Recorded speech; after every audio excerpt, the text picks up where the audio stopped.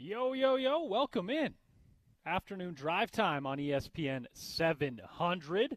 The drive with Spence Checketts today, sans Spence Checketts. It is Porter Larson here. Andy Larson to my right. We are down at the Southtown Auto Mall, specifically 10785 South Mall Drive. It is Tim Daly Mazda. Of course, tariffs, supply chain issues, inflation, car prices are going up. But at Tim Daly, they planned ahead. So you guys can come in and get some deals on some of the deals that were, well, they were available to you a few months ago. It is Tim Daly Mazda at 10785 South Auto Mall Drive. Come in and say hello. And it's apparently a duel today. The radio station that goes unnamed is is also here. I didn't realize that we didn't even refer to them by name anymore. That's just something I do. They're actually friends. The guys that are doing the show, they're awesome. We love them. But on air, it's a competition. Okay. Andy Larson to my side. Of course, the NFL draft coming your way a little bit later on today. It is round 2. We'll join it in progress right here on ESPN 700 in the 5 o'clock hour. But a lot to do until then. We'll recap round 1 of the NFL draft. We'll look at the NBA playoff actions, the results from last night in the first round series that are in progress, a little PGA Tour leaderboard update halfway through the show. We'll also give away some golf during that segment as well. A bunch of good guests to join us to talk us through all of it. Zach Harper, Sarah Todd, Howard Beck, all of those guys to talk some basketball. We'll talk some golf with Paul Pugmire, and, of course, some NFL draft and NFL offseason with Kyle Van Noy, a Super Bowl champ and former BYU Cougar, and a guy that knows a thing or two about NFL draft day. Of course, that is kind of the big story of the day on the station. Jackson Dart taken yesterday. Cam Ward goes number 1. Shedeur Sanders is still on the board, while his teammate Travis Hunter went number 2, traded up. Jacksonville did to get Travis Hunter at number 2. They get their corner and maybe a wide receiver as well in the former Colorado Buffalo. We'll go through each of the first-round NFL draft picks, talk to you guys about some of the best players available, and like I said, talk some NBA playoffs. But first, Andy, we're here at this car dealership, and I have to mention you didn't pull up in a VW Bug. No, well, I actually did. Did you today? Because my replacement vehicle that I just bought a couple weeks ago is actually already in the shop. So, Okay. luckily, I'm back in the Beetle, or not. Unluckily, I don't know what it was, but we're a 2-car family of 1 right now. So you didn't dispense of the Beetle when you got the new car?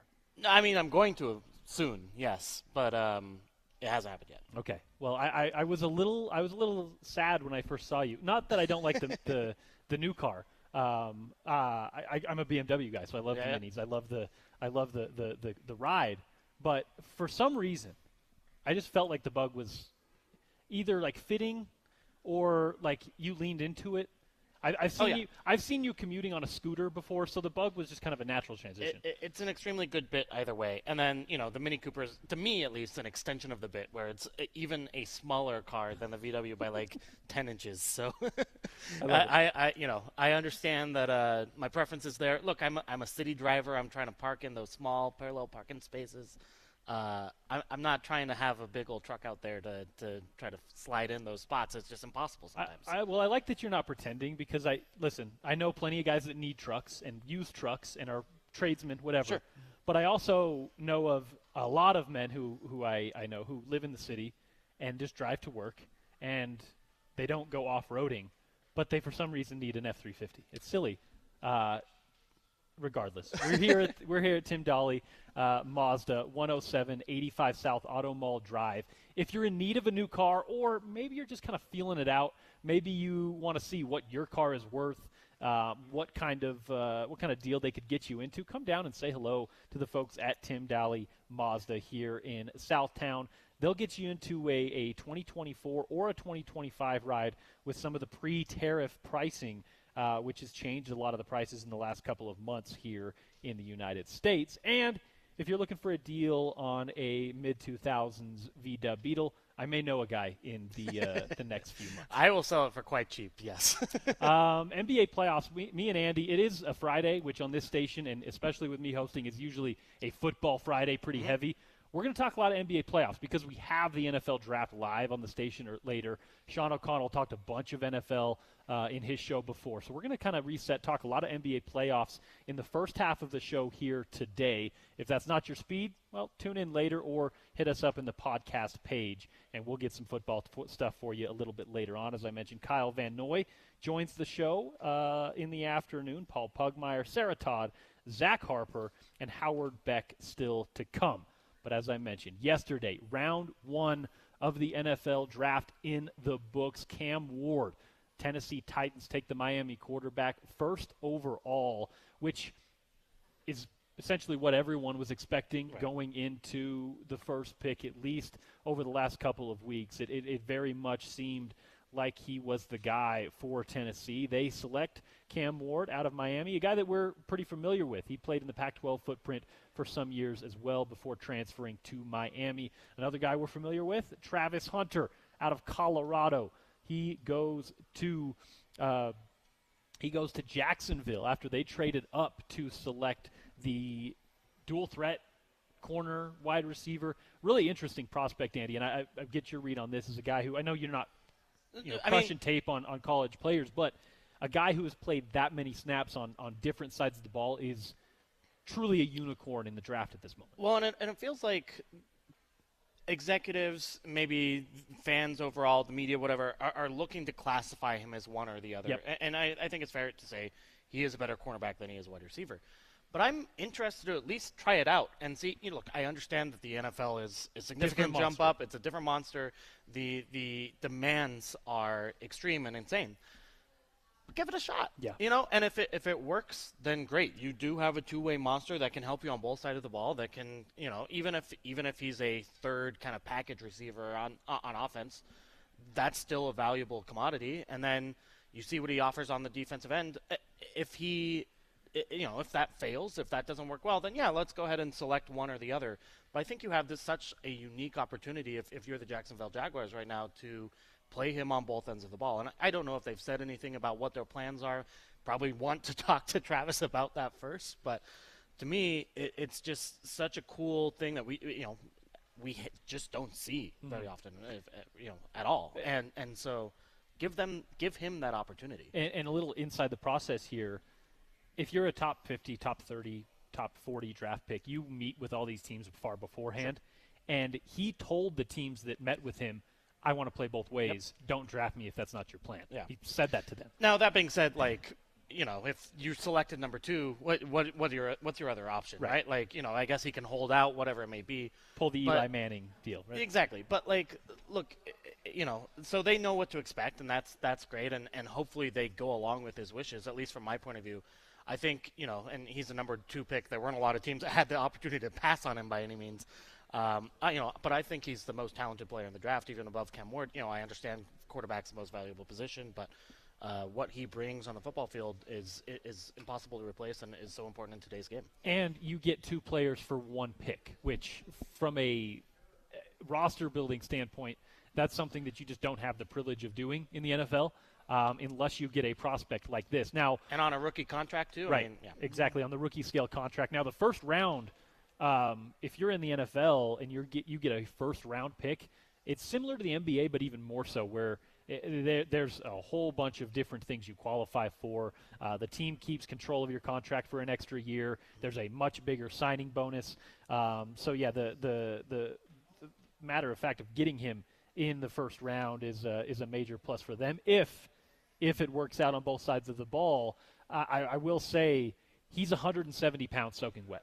So sure. He has a transformation to make physically to really be able to be that kind of every down threat at the NFL level. And that's something that he's going to obviously go under the process in this offseason.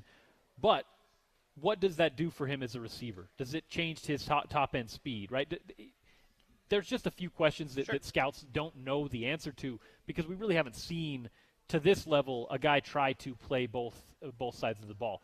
The amount of snaps he took both ways at Colorado, it's not like we saw the Saints use Taysom Hill as kind of a utility guy. We've seen here and there players that will play a snap on defense, and then they'll go back to their full-time position. What Travis Hunter did at Colorado was entirely different. Sure. He was playing 80-90% of these games. That's not something I foresee happening in the NFL, but I am really interested to see how they divvy up what side of the ball, his snap count on that side of the ball, because I do think he projects much better as a corner than he does an NFL wide receiver. Yeah. But he also presents things as a slot wide receiver that you cannot leave off the field at the NFL level. You have to find a way to get him involved. So it's going to be interesting either way, which way they decide to run with that. Yeah, and maybe as a result, you don't play him every down on offense if he's your third or fourth receiver. You're playing jumbo packages. Obviously, teams are doing a lot of that now, and running the football more than they were 5 years ago. I mean, certainly with the number 2 pick in the draft, you want to take advantage of his talents to the greatest extent. But if he's not able to outplay the other receivers on the Jaguars right now, then I think there's a real case where you can play him 40% of snaps on the offensive end, play him 90% of snaps on the defensive end, and be in a pretty good place where you're not absolutely killing him physically. Obviously, yes, he has to change his body. He has to grow to NFL size, and all of that happens with a lot of different prospects. But just, the talent we see, the speed, the ability to move and stay with other wide receivers. I mean, it's, there's a reason he won the Heisman. He's an incredible player to watch. One of the best watches, I think, in college football last year. Maybe the most entertaining player I've had the pleasure of seeing in person in a long time. The third pick in the NFL draft in 2025, the New York Giants select Abdul Carter out of Penn State. And as much excitement as there is around Travis Hunter, rightfully so, as much optimism as the Tennessee Titans have for Cam Ward as a quarterback of the future, if you're asking me to put money on who I think is going to have the best career, this might be the guy, Abdul Carter. He is kind of the next Micah Parsons, a linebacker edge presence that can just do it all on the defensive side of the ball, a complete wrecking ball. Really any sort of scheme defensively, you can throw him as an edge, as a 3-4 outside linebacker, throw him in as a middle linebacker. He's going to go and create havoc. I think he's as sure thing as we've seen in the NFL draft in quite some time. The number 4 pick, Will Campbell out of LSU, offensive tackle. And we actually saw quite a bit of interior linemen taken in the first round, which I like. I like when GMs are taking interior linemen early rounds. I know it doesn't jump off the page. It means that their general managers know what they're doing. Just to be clear, those are some of the most impactful picks when you look over a draft pick from the day he's picked to 8 years later. They're some of the most impactful and productive picks that you can have. Will Campbell was one of them. Mason Graham on the defensive side for the Cleveland Browns. He is a defensive tackle out of Michigan. And then the 6th pick in the draft, Ashton Jeanty out of Boise State, the running back. Really exciting. Obviously, he was a Heisman finalist as well. And we got familiar with him up in Boise. Yeah, Go ahead. When I again, another player who was just fantastic to watch. Obviously, so fun. Averaged 7 yards a carry last year. Just ridiculous. Was awesome. Look, we are in an era where it is extremely rare to draft running backs high, and frankly, the analytics probably say that that's a bad idea. Right? Highest since Saquon Barkley. Yep. Wow. And when the Raiders are making a selection, you're never sure if it's a good idea or not, right? And this may not be a good idea. That being said, if any running back is going to make it into a success, I think it's Jeanty. I think based on what he showed at Boise State, because of his because of his physical running style, his ability to get every yard out of running, every touch he gets, I see the vision there, and so I understand why he went in the top 10 at 6 in a draft where I don't know that there were a lot of other high-end kind of value possession. There weren't a ton of the edge rushers. There weren't a ton of great quarterbacks in this draft.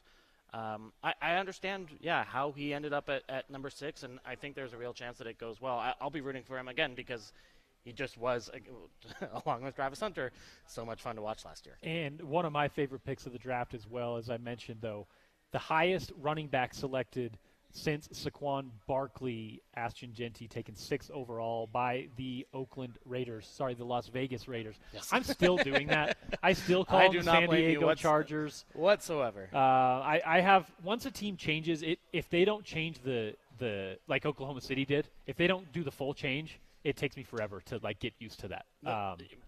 We can still call them the St. Louis Rams if you want. Right. We can call them the Utah Hockey Club 5 years down the road. I don't care. Ashton Jeanty, though, at running back from Boise State, comps are hard with him. I've seen some Alvin Kamara ones. I actually saw a Zach Moss comparison, which I don't hate. For me, and listen, I'm not saying he's going to be the leading rusher of all time. Sure. I don't. But you're about to make a crazy comp is what you're saying. Exactly. I'm not going to say he's going to have the most rushing yards of all time. I don't think he's going to have a career necessarily long enough for that, nor does the running back position in today's NFL have careers long enough to do it. His running style, what he does on the field, what he does between the tackles, reminds me of Emmitt Smith as much as any running back I've ever watched in my life. And for those who don't know me, I watched every Emmitt Smith snap I think that ever happened. So again, I'm not saying that this kid's going to finish with 16,000 career yards, but what he does between the tackles is just awesome. His patience, and then he can break every tackle if it's just one guy being thrown at him. For the Raiders, it's about the offensive front. It's about giving him an opportunity. Yeah. And if they can build some stuff up front, if they can get things in order where the pressure is off Ashton Jeanty from a game plan standpoint, where they have a quarterback that can throw the ball, they have an offense that can take some pressure off of him, I think that is a 1,000-yard rusher year in, year out, if he has the right pieces around him. Armand Membu out of Missouri, and another offensive tackle, is the 7th pick in the NFL draft.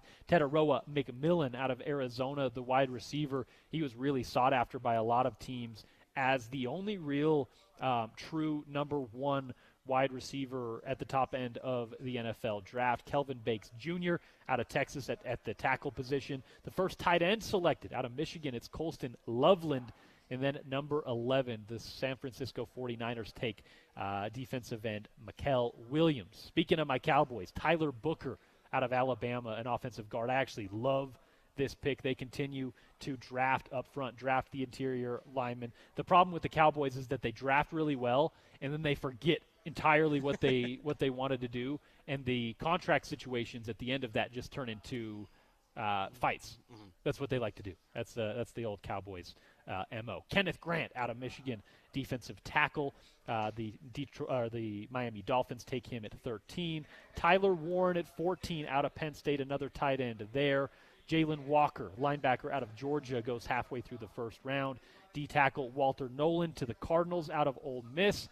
Shamar Stewart, Texas A&M defensive end, to the Bengals. Gray Zabel out of North Dakota State, kind of the first small school player, which is always fun to watch. He is an offensive guard out of NDSU. And then it's Ohio State. Emeka Egbuka is the first wide receiver from the Buckeyes off the board. Jahdae Barron out of Texas, the first corner off the board. And as we go into the second round, I would specifically look for a lot of corners and a lot of edge position. You mentioned it, defensive ends. Those guys are going to start to come off the board really quick in the second round. Of course, Shedeur Sanders is still a question mark there as well. Derek Harmon out of Oregon at defensive tackle. This is one of the spots where a lot of folks thought Shedeur was going to go. 21 to Pittsburgh. They go to defensive tackle, get Harmon out of Oregon. Omarion Hampton, North Carolina, the second running back taken in the draft, goes to the Chargers. And then for the first time in what seems like franchise history, it's not, but it seems like it, the Green Bay Packers took a skill position player in the first round, Matthew Golden out of Texas as a wide receiver. Jordan Love loves that, as it took Aaron Rodgers like a decade to get them to draft a wide receiver. Donovan Jackson, the guard out of Ohio State, goes to Minnesota. And then the local kid. No local college products have been taken yet, but Jackson Dart out of Ole Miss, out of Corner Canyon, Roy High School as well before he transferred over there. Jackson Dart goes to New York, the first-round quarterback, the second quarterback taken in the first round out of Corner Canyon in the last couple of years. And if you go out of the Ole Miss standards, Eli Manning, Arch Manning, and Jackson Dart. Those are your three first-round quarterbacks You're ever. not really setting these guys up with high bars or anything to surpass, right? Like that's a first-round pick. You got to come in and produce. We've got the Manning brothers, and we've got I guess the Mannings, and then we've got Emmitt Smith. You've made comparisons to. No big deal, guys. Like just live up to that. Look, you get drafted in the first round. You got to live up to it. It was cool to see Kaysville, Utah, pop up on the broadcast yesterday, and it was kind of have Jackson Dart's friends and family there surrounding him as he gets this first-round call that, I'm not sure that he thought that he was necessarily going to get, right? It could have gone either way. But he does now, he is now the second quarterback drafted in this draft. And clearly, I think he does have the tools. It's just kind of a question of, can he really match the NFL caliber of playing against and being able to read defenses? That being said, exciting pick for the Giants, obviously. I think he does get a chance to maybe wait a year. We'll see on that, but it's going to be neat to see another local kid in the NFL. The Giants lately have hadn't experienced kind of making an offense easy on a quarterback. Daniel Jones, they've had to do it for the last couple of years. So hopefully Jackson can kind of slide into that scheme fairly easy. His coach, of course, known for being a little bit of a quarterback whisperer, and everything from a prospect standpoint that coaches like about Jackson Dart is the reason that Shedeur Sanders is sliding. It's the pocket presence. It's the interview process. It's the off-the-field stuff that they're really comfortable about with Jackson Dart that with Shedeur Sanders they were a little skeptical about. The 26th pick in the draft was James Pierce Jr. out of Tennessee, a defensive end. Malachi Starks out of Georgia, the safety, goes to Baltimore, and like Baltimore seems to always do, one of my favorite picks on the defensive side of the ball, they get Malachi Starks out of Georgia at safety. Tyleik Williams, defensive tackle at Ohio State, goes to Detroit. Josh Connerly out of Oregon, the offensive tackle, goes to Washington at 29. Max Hairston out of Kentucky, the corner, goes to Buffalo at 30. Jahad Campbell out of Bama. Bunch of Alabama and Ohio State players in the first round. He goes up in the 31st pick and the final pick to Kansas City. Josh Simons out of Ohio State, another offensive tackle, leaving Shedeur Sanders waiting, kind of the story of the first round, and we will see. I would assume with the Cleveland Browns having a couple of picks in the early parts of the second round, I would assume you see Shedeur Sanders go to Cleveland fairly early. We'll pick up the NFL draft in progress around 5:30 or so here on ESPN 700. We're going to flip gears, talk some NBA playoffs on the other side. Zach Harper joins the program. Sarah Todd a little bit later on. Kyle Van Noy to talk some NFL later in the program. But as I mentioned earlier, we are at Tim Daly Mazda at Southtown Auto Mall. It's 10785 South Auto Mall Drive in Sandy. And Tyler, we got on the line with us, right? What's up, man? How are you, boss? I'm doing well. We're doing well. Thanks for coming out here. No, thank you for having us. Yeah, this is I noticed great. it's a little dual today. We've Yes. got the station we don't speak of. Exactly. Yep. Thank you for speaking properly on that. Uh-huh. They're over there. Obviously, we kid. We're here trying to get as many folks as we can. Whether you listen to that station, whether you listen to this one. Urban that said that the team down south Exactly. started that whole chaos. That's the station downtown, I guess. We're here trying to get folks in. What about right now is going to get folks in here to maybe buy a car or maybe just see what their options are, right? The car they have. You guys are specialists in getting used cars out to your folks that also sell used cars, and you can do a lot of creative stuff in that regard. Yeah? This is kind of there has been a very interesting dynamic in the market lately for those of you. You don't say. It's been interesting, but I'm going to break this down really simple for you. I'm going to tell you why Shedeur Sanders had. No, I'm just kidding. Go for it. Why hasn't he been picked? Arm strength. Okay. Arm strength. Okay. It's a question. Yeah, but the thing that's happening right now in the car market that you need to hear about is we have a unprecedented tariff threat that has come into place that has put new vehicles that are on the lot right now pre-tariff price. But the used market immediately bumped up. Right. So you have this golden opportunity to get more for your trade because everybody's trade went up $2,000 to $4,000 overnight because used car prices bumped up, but the new car price has not gone up yet. So the car that you're driving on the freeway right now probably just increased in value a little bit, at least when you're talking yes, trade-in value. We're not talking hundreds, we're talking thousands. Yeah. The car you're in right now went up thousands, and the car we can sell you right now, a new Mazda, has not gone up yet. Now, that's all going to change here once these cars start coming through the ports and have to hit the tariff.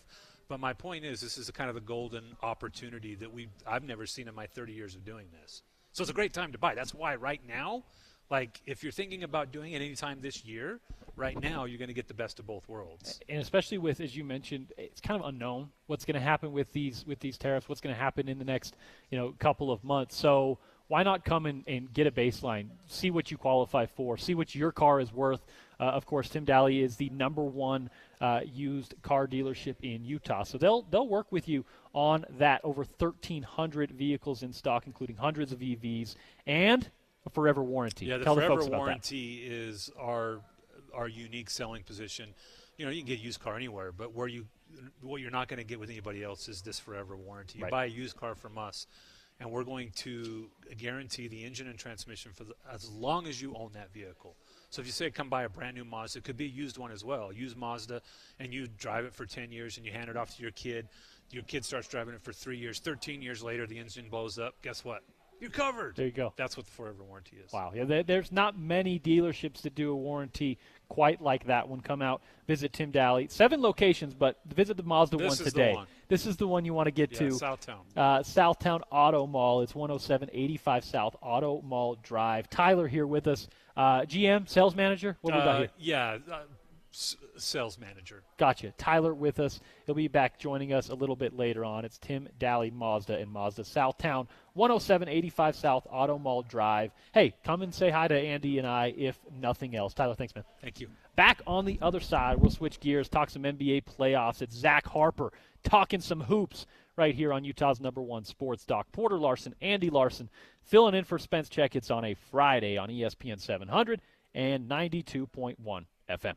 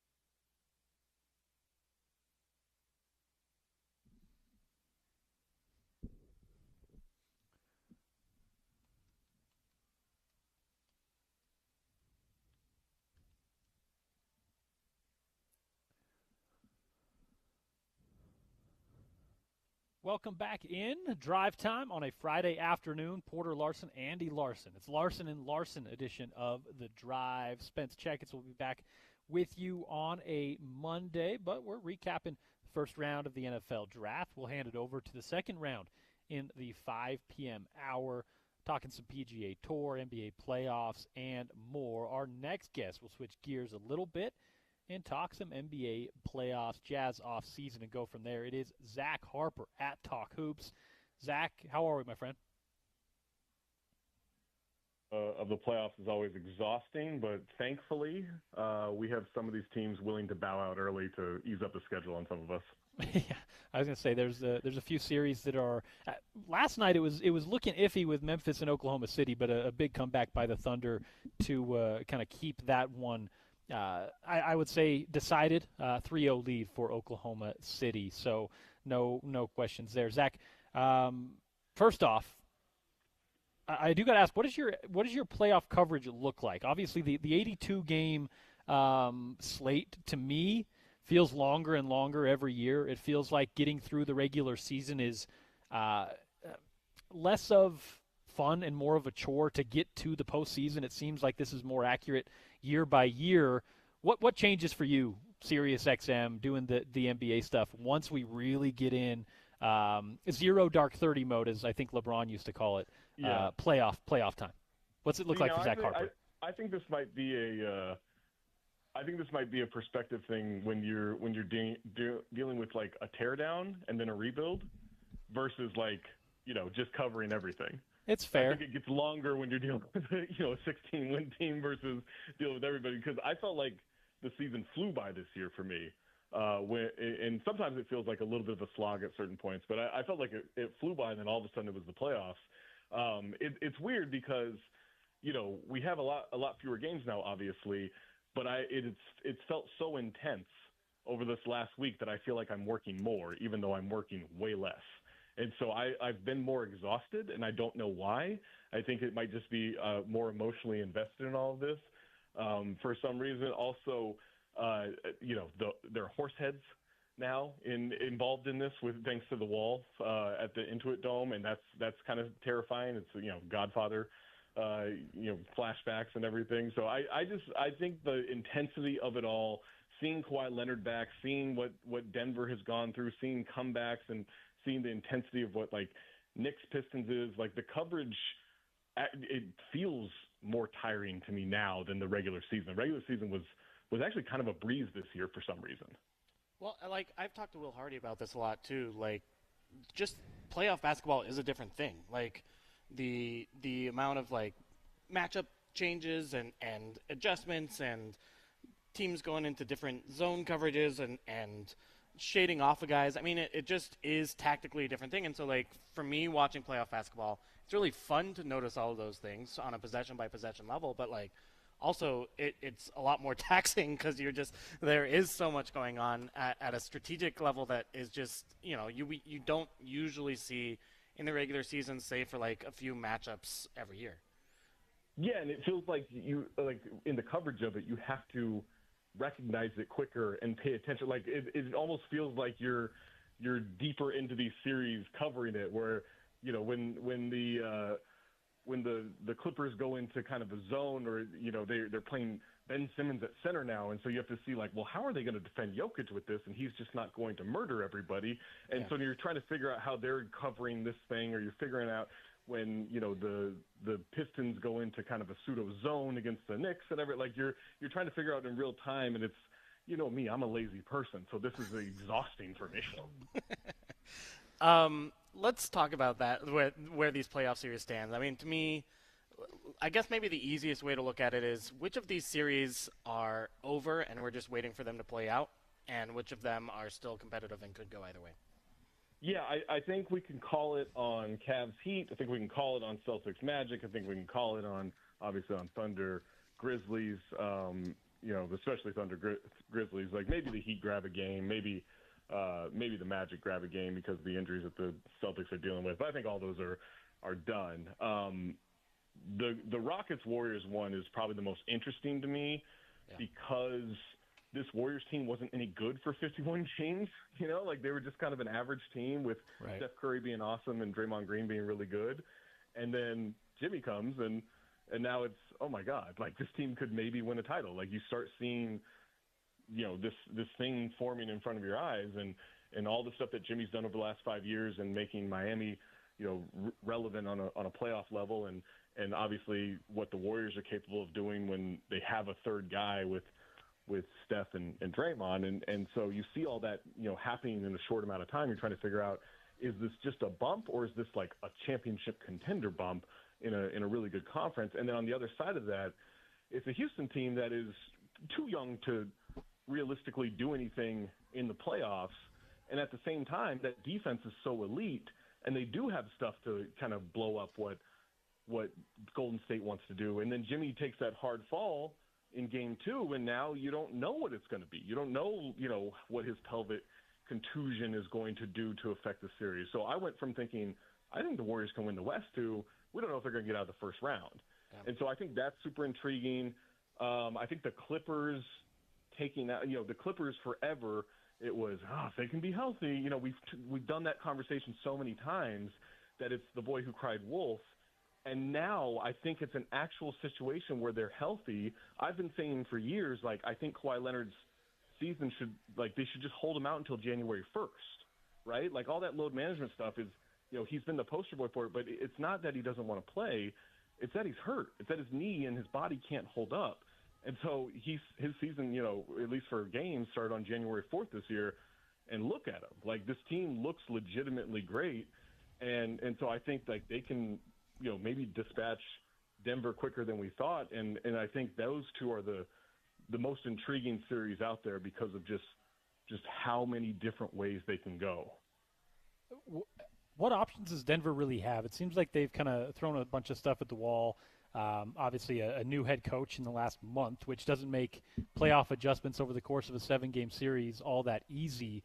But it just seems like the Clippers have all the cards in this series, and for Denver, you're kind of just waiting and hoping that Nikola Jokic has 40-point triple-doubles and keeps you in these. How do you see the remainder of maybe scheme shifts happening over these next 4 games? Yeah, I mean, it's tough. Like, I think their best option is just Jokic is great, but great in a way that gets Zubac into foul trouble early, right? I still don't know how many people know outside of, you know, LA and basketball nerds, like how many people know how great Zubac has been this year. Like, he's truly been an elite center, especially defensively. And so if he gets into foul trouble, like it's Ben Simmons and it's, you know, whatever's left of Drew Eubanks. Like, those are their options regarding Jokic. And so if you can get Zubac into foul trouble early, then I do think it sets off a chain of events throughout the rest of the game where the Clippers really have to scramble.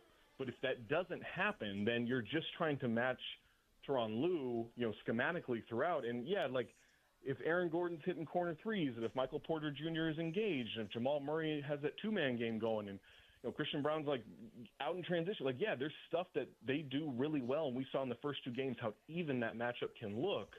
But I still think we need to remember, like, this team was a mess a month ago, right? Like, this team was such a mess. They fired their coach with 3 games to go.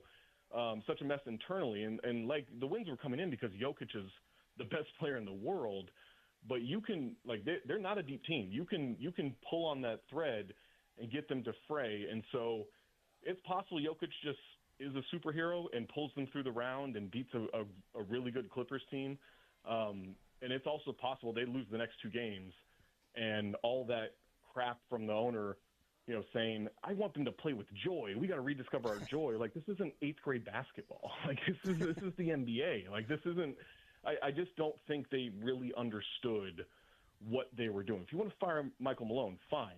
Do the All-Star break or do it when you're eliminated. Like, doing it when they did it is it doesn't make sense. Yeah, I mean, do it when you first starting having those conversations with him and his coaching staff and everyone else, like, in the off season. But anyway, yeah. Zach, did you have a vote this year? I did. Cool. So did I. So that's fun. I had Zubac's Porter. They didn't ask the college football pregame host. I had Zubats on my All-NBA third team this year. Like, he's been that good and that critical for what the Clippers do, and he is like the advanced stats love him. The advanced stats have him as like a top 20 player in the league. Yeah, he didn't make my All-NBA 13, but he was one of the first ones left off. Like that was a really tough omission for me. He was my most improved player. He was all defense second team for me. I mean, he's just spectacular. Like he didn't just anchor one of the best defenses in the league. They run so much offense through him, right? Like and through secondary actions, and he's a good playmaker for them. It's not just all right. You know, we're going to dump it off to you. Let's finish high and keep your hands high and everything. Like he is an exceptional big man who, whether it's advanced stats, whether it's the eye test. I mean, he's one of the 5-6 best big men in the league this year. I mean, he's been incredible, and I don't think it's crazy to say he's all NBA 13. Like I was right there, and just ended up edging a couple people over him. But yeah, I mean, I think I thought Norman Powell should have been their all-star over James Harden. But if you're going to ask me who was their best player all year, it's easily Zubats for the entirety of the season. I mean, he's been the guy that's carried them. Yeah, carried them to where they are in the West. Speaking of awards, I want to ask you one kind of general question based on what we learned yesterday, and then a Jazz-specific question. Who did you end up voting for DPOY? For me, I took Amen Thompson. I took Mobley. I just thought wire to wire. It was crazy to me when Wemby was still the option, right, before his season was ended. He was such a heavy betting favorite. And look, he was great. Don't get me wrong. Like the block number, he still led the league in total blocks, despite missing the last 2 months. Like that's how far ahead he was. He still led the league in total blocks. He was great defensively, but he would go through waves, even throughout games where he was just slow. The effort was, he was kind of still learning how to keep his energy high. I thought Mobley was right there with him throughout that entire season until Wemby's season ended. It's really hard for me to give it to a guard, give it to a wing over a big man because of the responsibilities. I'm not saying it's impossible. It's just really hard. I thought Thompson was great.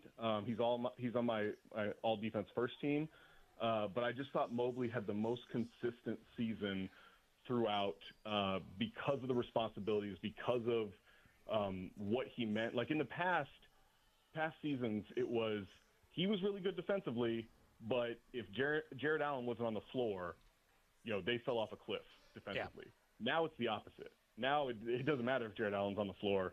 They're great defensively when he's on, and then if he's off the floor and Jared Allen's on, they're terrible. So I thought that consistency throughout, it just belonged to Mobley. But I don't have a problem with Amen Thompson getting votes. Like he was awesome. And for me, it was Evan Mobley played so well, and the Cavs defense was so great at the beginning of the year, and then just kind of fell off a little bit at the end of the year. Yeah. That kind of pushed me to go in a different direction. And then the Jazz award question I wanted to ask is, all rookie second team or heck first team, did you give any consideration to Kyle Filipowski or Isaiah Collier, the two rookies here that I thought had a realistic shot at it? I didn't really consider Filipowski. I he was fine, but I didn't think for the entirety of the season that he was really in the mix with the other guys. I thought he had a good push at the end, but I didn't think it was consistent enough. Collier for sure was in the mix for me. I'm trying to remember if I picked him. I 1,000% don't blame you, man. I'm looking it up because I know he was on the edge for me at the end, and I'm trying to fill time as I get to the thing that I downloaded. I will fill time for you.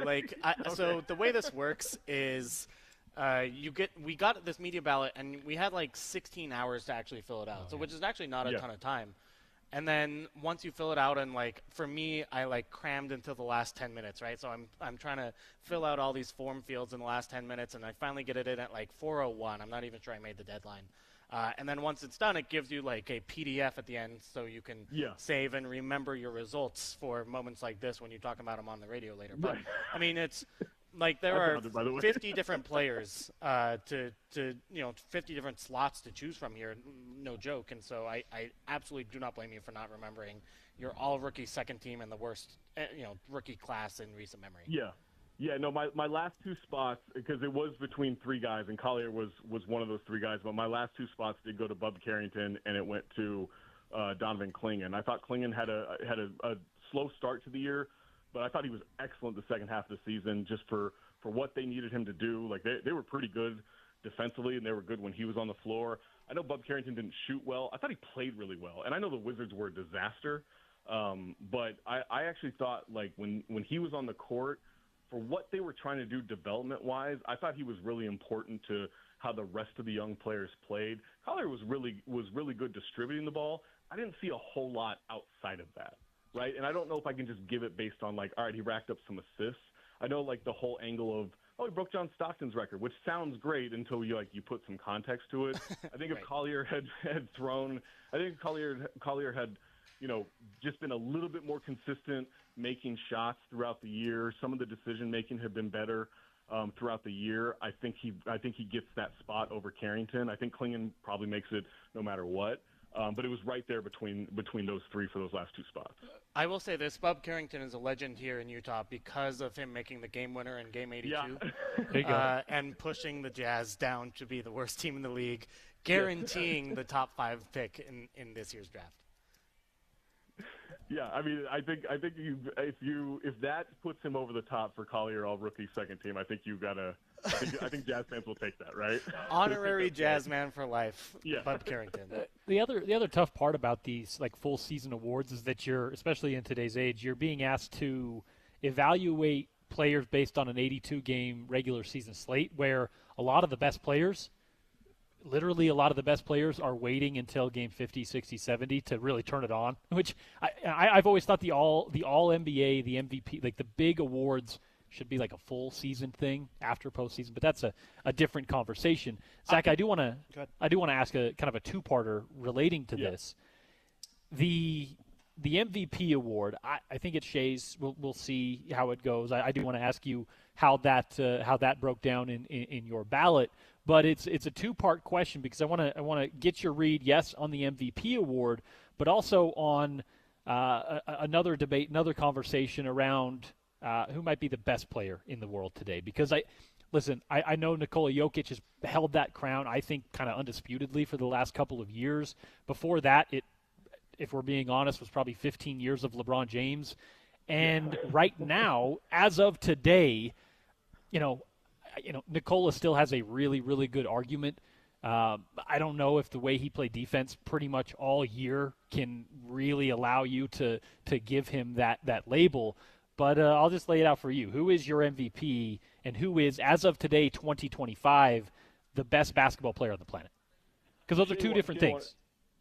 Shea won MVP for me. Look, Jokic was phenomenal. He had a historic season. Shea also had a historic season. No one's ever had the season that Shea had, and that's something that I tried to keep into context. Is every time I had a conversation with someone, whether in the league, whether friends, whether colleagues, whatever, people are like, man, but Jokic, no one's ever done this. I'm like, yeah, but no one's ever done what Shea's doing, right? And so it's just different. Like a 30-point triple-double, this is incredible. The shooting numbers, the three-point percentage, it's all great. Like, don't get me wrong. But when you also break down what Shea's doing, if we're going to talk about historic seasons, it all matters, right? Like, so it's just valuing certain things in certain ways. And to me, I didn't really fault Jokic for the defense. I don't really put that on him. Like, he had so much responsibility. He's become a good defender. He had so much responsibility trying to drag a poorly put together team with so many injuries through that. Aaron Gordon played 48 games. Like, there's only so much he can do, right? And I just didn't he's proven at this point over the last 3-4 years he's a good defender. Like, he used to be an atrocious defender. He's a good defender now. Not even like he can get by. Like, he's a good defender. I didn't put that on him this year, so I didn't penalize him for that. Something I've gotten away from the last 2 years is that hypothetical stuff of, like, if you swapped them and if you did it, like, those are dumb. Those are dumb arguments to me. Like, if you want to do that, that's fine, but I no longer do that because, like, we should just deal with what's in front of us, the reality, right? Like, that's how I'm choosing to do it from now on. Like, because it brings in too much muddying of the waters and murkiness and everything. And I just like we've got enough to parse with this. I don't need to bring in fantasies of what if left and right. And so to me, I felt like they were pretty much even as players, and seasons that they were having just in very different ways. And so then what's the tiebreaker? I think Shea's team won 18 more games. Yeah. Like, so if the players are pretty much equal in terms of the seasons they're having, then tie goes to who's had more team success, because that should matter. Like, that should matter on some level. And so, to me, that's the reason Shea got it over Jokic, is because I do think we should reward winning, and I do think that has to matter on some level. In terms of, like, who's the best player in the world, it's Jokic. It's not close. Like, it's just, like, I don't know anyone who can do what he does.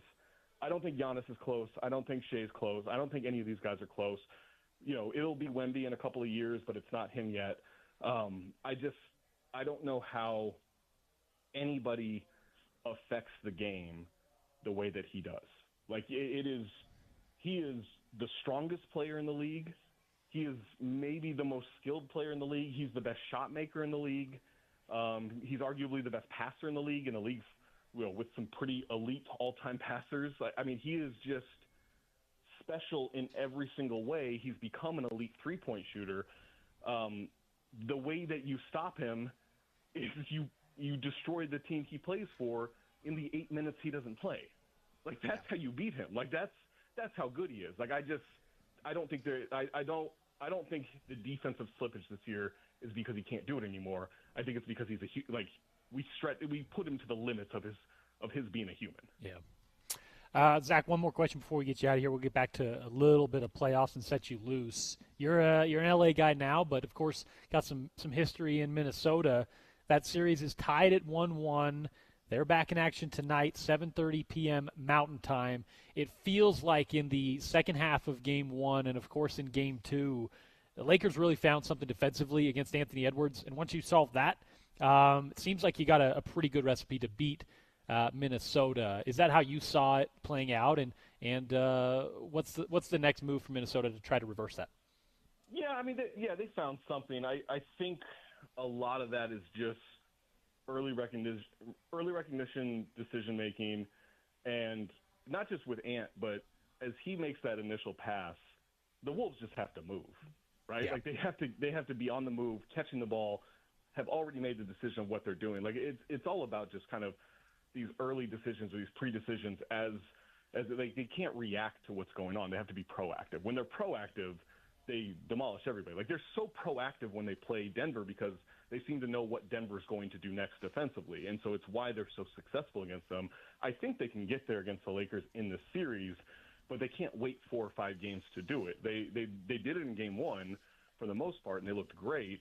I think the key is still how they utilize their size. They were bullies. They were bigger. I mean, they are bigger than LA, but they were bullies in Game 1. They were physical, and they utilized that to their advantage. You know, you don't just, like, obviously just go post up Rudy against anybody because he's bigger.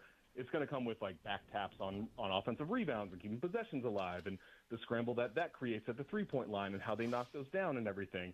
If they don't turn the ball over, I don't think the Lakers can keep them from scoring efficiently.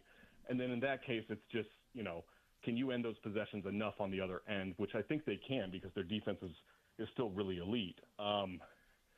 I think whoever wins tonight is going to win the series. I think it's probably going to go 6 or I think it's most likely going to go 7. But I think whoever wins tonight will have control of the series. We do know that Minnesota is really good at keeping that calm throughout a series if it's going back and forth. We saw that against Denver. I do think Anthony Edwards with his three-point shot is a different animal than what we saw last year against Dallas. But Luka loves to torture Rudy. So, you know, that's a factor that I don't know that Minnesota can solve yet. That is Zach Harper. You can find him at Talk Hoops. And you can find him, I'm sure, doing a bunch of Sirius XM satellite radio stuff. Of course, Cinephobe with our other friends here on the network. Zach, let the folks know what's to be released in the near future, maybe just some playoff coverage you've got in the next couple weeks. Oh, man, subscribe to The Bounce. It's our free newsletter that I do every morning, Monday through Friday. from The Athletic. It's one of the few things we do that's free, theathletic.com/thebounce in your email box. Since it is Mountain Time, I'm going to say it's about 8:30 every morning. It is about 8:30 every morning, and like he said, it's free. The Bounce. Zach Free. Harper, appreciate your time, dude. Thanks, Zach. Thanks, guys. Anytime. Always fun chatting with our guy, Zach Harper of The Athletic. Always appreciate his time. Of course, we are at Tim Dahle Mazda, 10785 South Auto Mall Drive in Sandy. Come by, say hello, and check out some new rides. The 2024 and the new 2025 models of Mazdas are here, and they have pre-tariff pricing, which is locked in for the next month. You can save on over 1,300 vehicles, including EVs and more. Or maybe you don't need a new car yet, but you need new tires for your car. How about our friends at Burt Brothers? Over 30 years of experience in nearly 30 locations. Burt Brothers ASE certified technicians bring expertise and professionalism to every interaction. They are your one-stop shop for reliable repairs and maintenance, from tires, alignments, fluids, and brakes, and more. Tax Day savings sale is in full swing. Come by, get 3 tires and get 1 free on select Goodyear, Falcon, and Firestone tires, plus an extra $50 off using the Burt Brothers gift card. Stop by Burt Brothers or Tire Busters location today or schedule an appointment online. Burt Brothers, doing it better since day one. We're back on the other side, a little more hoops talk. It's Sarah Todd, some golf in the 3 o'clock hour. We'll talk some NFL draft and NFL offseason at 4 with Kyle Van Noy. Back to NBA playoffs with Howard Beck, and then we'll get into some NFL draft live coverage in the 5 p.m. hour. It is The Drive. I am Porter Larson. That is Andy Larson filling in for Spence on a Friday. ESPN 700, 92.1 FM.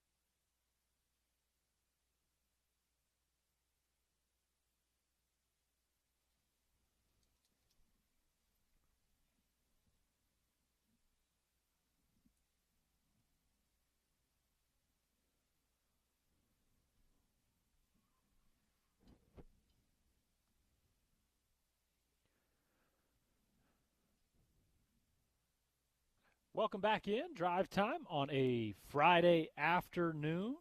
No Spence Checketts today. I am Porter Larson. Andy Larson alongside me. Well, not right now. He's actually stepping out. He took a call from his boss. Sometimes you gotta do that. So we'll await Andy Larson. The reason he is not the Utah Sportscaster of the Year is because he's making me wait, while the Utah Sportscaster, or Sports Writer of the Year, rather, is on the line. Sarah Todd, the two-time Utah Sports Writer of the Year. How are you, Sarah? I'm doing great. I wish that Andy was actually sitting next to you to listen to this. I'm looking at Andy talking to his boss on the phone outside. He's running inside as we speak, so I'm doing a little play-by-play. Great, but no, beautiful. We have the two-time Sports Writer of the Year on the line, Sarah Todd, and I think the one-time Sports Writer of the Year, Andy Larson. No, I've never won it. Sarah. Really? Yeah, never won. Don't give him awards that he hasn't won. Yeah, I could have sworn you got it the COVID year, but no, I was pandemic reporter of the region, let alone the state of Utah. But it was an odd whole year. Intermountain region. There we go. Okay, well, That's Andy, all I got, though. I'm bad at basketball.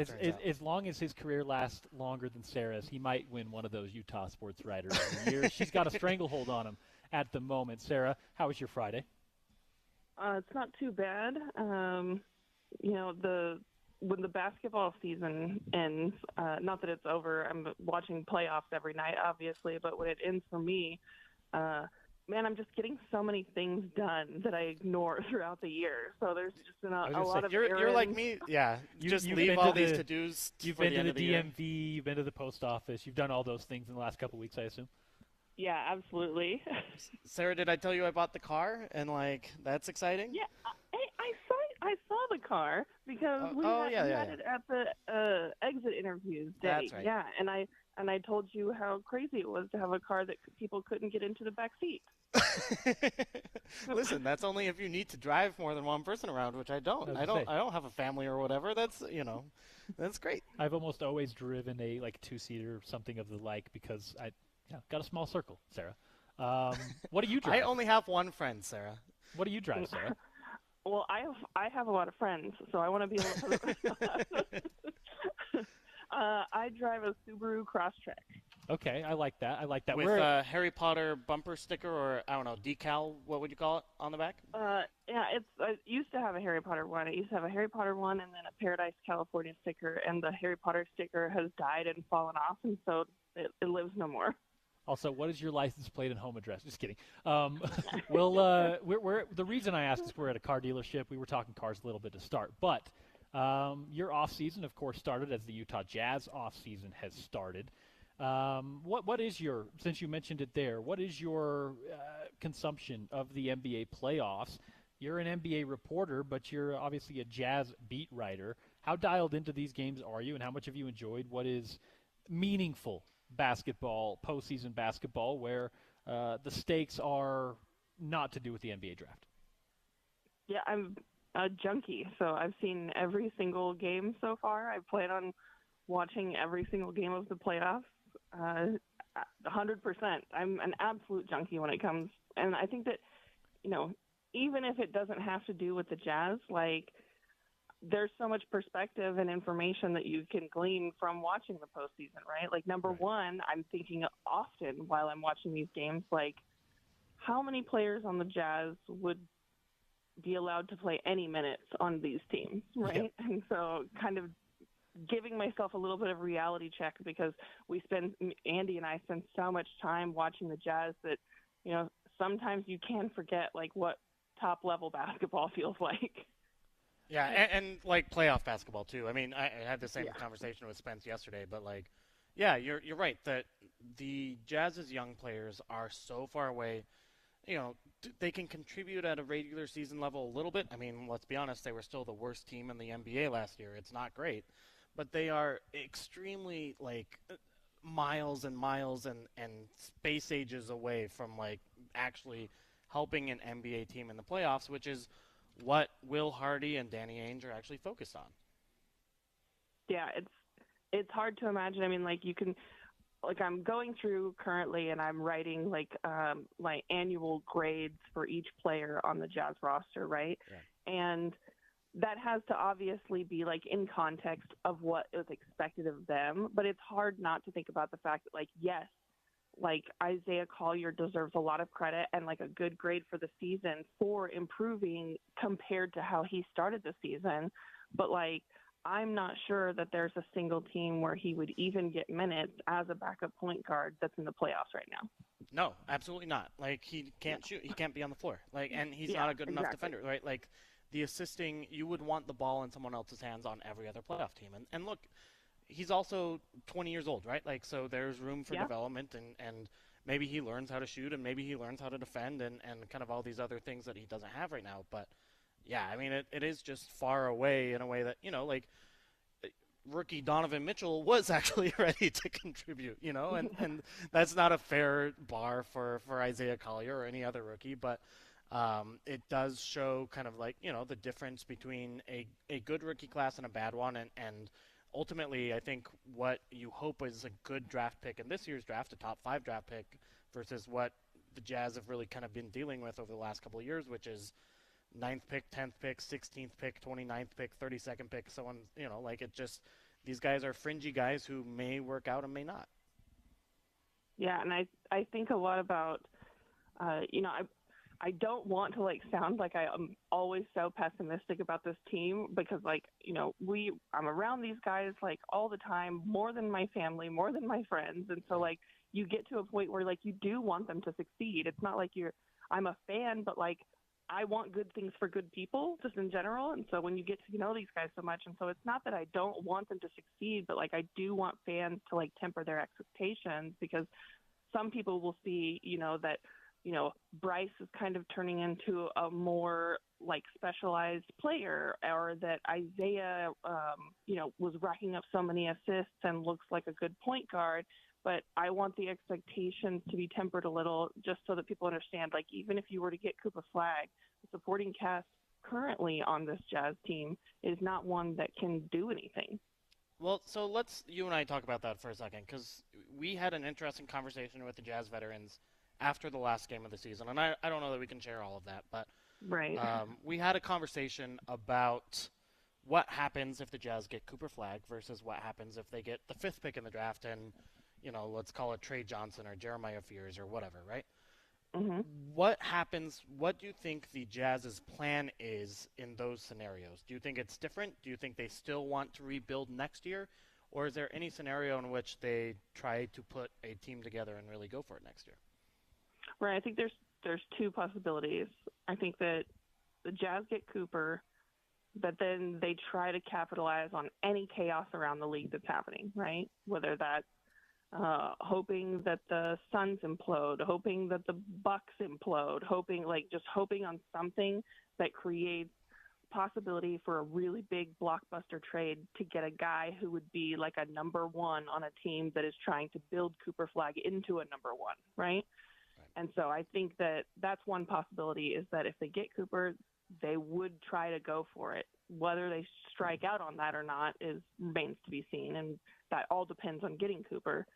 But if they are not able to land someone huge, I think that the plan is to tank again, because they don't want to give up a top 8 pick and have it go to OKC, who could very well win everything this year and then end up with a top 8 pick next year.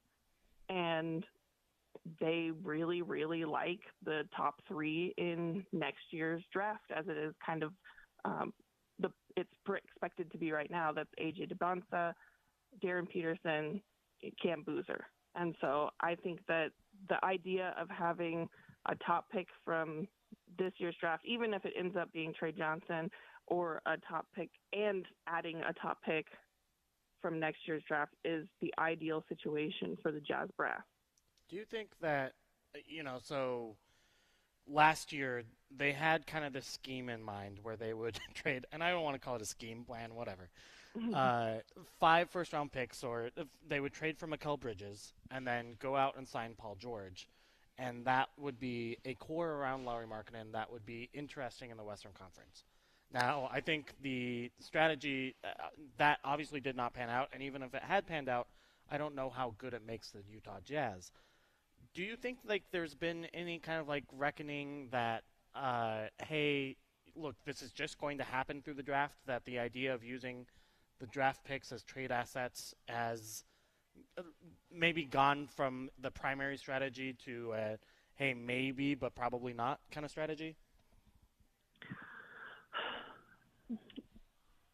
It really it depends who you talk to, right? Sure. Like, I think that there's a number of conversations that I've had with Jazz front office people or even people around the league that really believe that the Jazz are going to eventually like use some of the assets to make a big blockbuster trade. But I think what I'm hoping is that there has been a little bit of reckoning that like getting some sort of an aging star is not the route that should work, could work, or that they should go, because you're kind of seeing how that has happened around the league and that it's not working out as well as it used to, and maybe 5 or 10 years removed. Like Kevin Durant to Phoenix didn't work.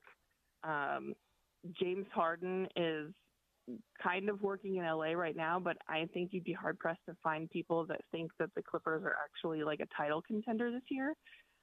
And Paul George to Philly absolutely did not work out. And so when you look at kind of like the aging stars that are getting traded around the league, that's not what is working. And so I think that the Jazz, if they're looking at like, we want to use our trade assets, it's for a younger star. And so there's a tiny bit of reckoning there. But I think that they also, it's not so much that it needs to happen to the draft, but that they want to capitalize on two of the best drafts that we've seen in many, many years.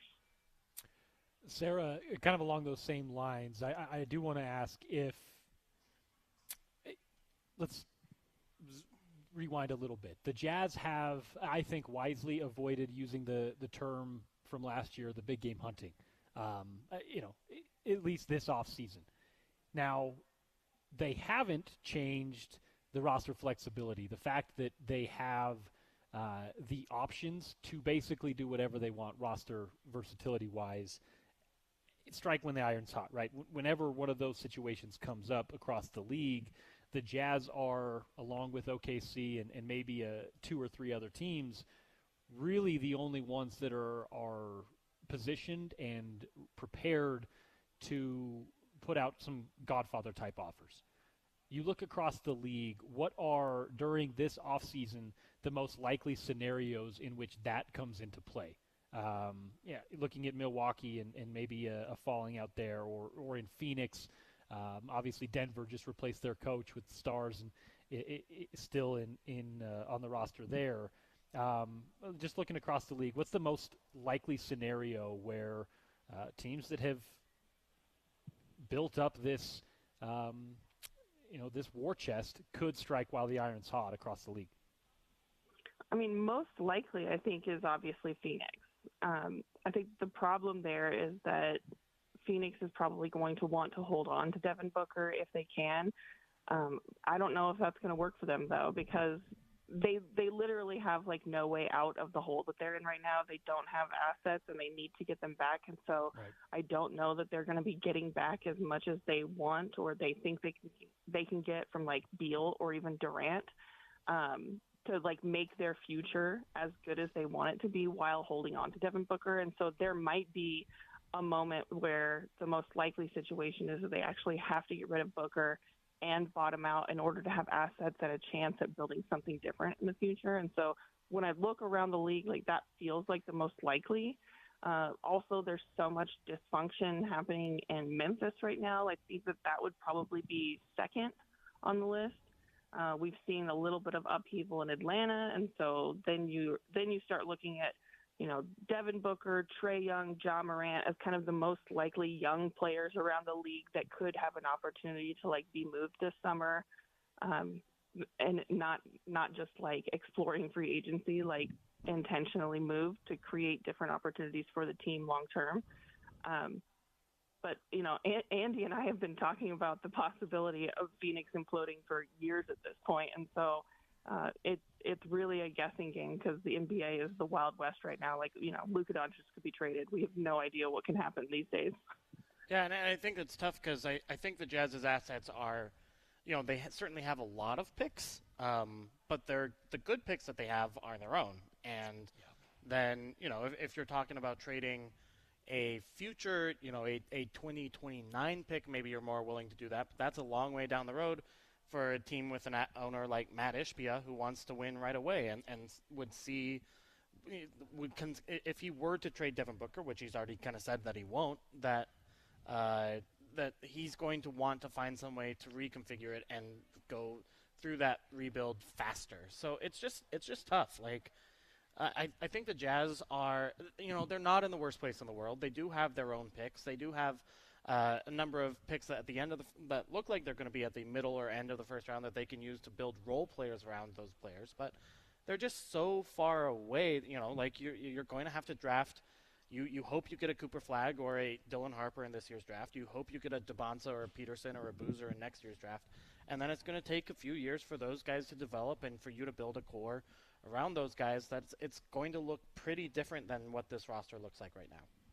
Yeah, and another reason for fans to temper expectations, because the likelihood of having literally the number one pick, not just in one, but both of those drafts for the Jazz is really low. So yeah, so, it's not like, oh, we get Cooper, we can just go this year. Like, even if you get one of those, like, it's going to take time. I try to use the comparison all the time with people, like, is Cooper Flagg better than Victor Wembanyama? And I would say, no, he's not. And Victor Wembanyama did not take the San Antonio Spurs to the promised land or even near it in the first of his 2 years. Understandably, the injury, the blood clot situation came into effect this year, but even if he's able to play, are they a play-in team this year? And so even after they get like the guy who they think is the number one, you're still looking at 2-3 years before you're really even starting to play well. Yeah. And then you're hoping for the best, even, with, like you pointed out, those odds. I've been trying to talk with people around the league about this, and what happens with the Jazz veterans? Not even just Lauri Markkanen, but Jordan Clarkson, John Collins, Colin Sexton. Like, how do you find spots for them? I mean, I think that depends a lot on if you get Cooper or not, right? Like, how much would a Cooper Flagg raise the ceiling or raise the floor for the team, rather, next season? And if you aren't able to get a star, are you trying to bottom out? Like, we've seen this year that even with Lowry, John, Colin, and Jordan to an extent, like, on the team, you can sit them as much as you want, and you can tank with all of those players on the team. And so if you get a Trey Johnson, you have a rookie that maybe isn't as explosive right out of the gate, you might be able to keep those guys, let them expire, and just end up with, like, a lot of space moving forward. That being said, like, you might have to start attaching second-rounders or take back less than you originally anticipated. I think there's probably still a little bit of value with Colin. I think there's a lot of teams that would really like having him on their team just because he's so competitive and works so hard and has such a good reputation for that around the league.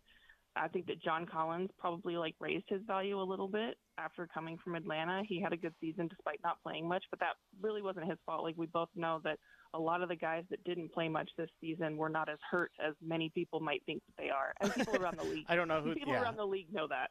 I don't know what you're talking about. Yeah. Sarah, before we get you out of here, we'll go back to what we started on. A little bit of NBA playoffs. What series has kind of kept your attention the most? Which one has been most entertaining for you? I think Cleveland, Pacers, Celtics. These are some series that are pretty well in hand. Oklahoma City over Memphis, especially after last night. But which one is caught your attention the most? Has been most entertaining? Yeah, I think that the Rockets-Warriors series is probably the most entertaining just because of, like, how incredibly different the teams are going into this, the history of them, like, fighting each other in the playoffs, even though they're, like, in different iterations. But I just like the idea that, like, Amin Thompson guarding Steph is one of the most competent players we've seen guard Steph in a long time. And it's against this Warriors team that comes in as a narrative of, like, this is a dynasty team. This is how you build teams. This is how you win championships. Like, that's the history and kind of vibe of that Warriors team. And that's playing against a team that's, like, ragtag group of misfits. There's not really a star on the team. Like, you have Alperen Sengun, who was an all-star, but, like, that doesn't scream like superstar NBA player. And it's, if the Warriors win, then it's kind of proof that you need those elite top 10, top 15 players on your roster in order to win. And if the Rockets win this series, it's more like, no, you can do it with just like two handfuls of guys who are just absolute dudes on the roster. You don't have to have the elite players. You can win this way. And so it's telling a different NBA story on either side of the court. Yeah, very cool. Sarah, tell us what you got coming over the next couple of weeks, and Yeah, I've got all of the player grades that are coming out, so I'm kind of diving into how each player, how they can be evaluated based on what the expectations were for them. So those are going to be coming out, and then with Andy, I will be in Chicago at the Combine and the Lottery. Here, actually, it's coming up not too far away now. I know it's close. I'm excited to go to Chicago. I'm excited to actually talk to these guys I've been watching as much film on as I have. Yeah, It'll be fun. And I think I agree with Sarah. Rockets Warriors has been a lot of fun. The contrast of what those two teams are, how they're constructed is really fun. And you mentioned the Rockets, the second seed, but folks really hesitant to treat them as a 2 seed. That'll be interesting to watch. Sarah, appreciate your time. Of course, the Deseret News is where you find her, at NBA Sarah on socials. Always appreciate your time, and enjoy your weekend. Thanks a lot, guys. Talk soon. Sarah, brought to you by our friends at IFA Country Stores. Any drive to the basket begins with the first step. On the court, it's the ultimate power move. IFA's Step 1 Crabgrass Preventer and Lawn Food is the first choice to give your yard a healthy green look this summer. Shop IFA online or at ifa.coop. Stop by one of 18 Utah stores today. Josh. Hey, what's happening? Josh is here with us from Tim Daly Mazda. It's 10785 South Auto Mall Drive in Sandy. GM, sales manager? Sales manager. Sales manager Josh here on the line with us. We talked to Tyler a little bit before. Tyler talked to us about the Forever Warranty, explained a little bit about that. But let's give folks an idea of why this spring might be a good time to buy a car. It's always hard to figure when that is. The market's kind of always going up if you zoom out, but there's always a chance in that up and down to find a good time to buy a car, no? Well, and nobody, everybody's heard about tariffs and what they're doing, what's going on, what's happening. I mean, they're going to hit. They're going to come.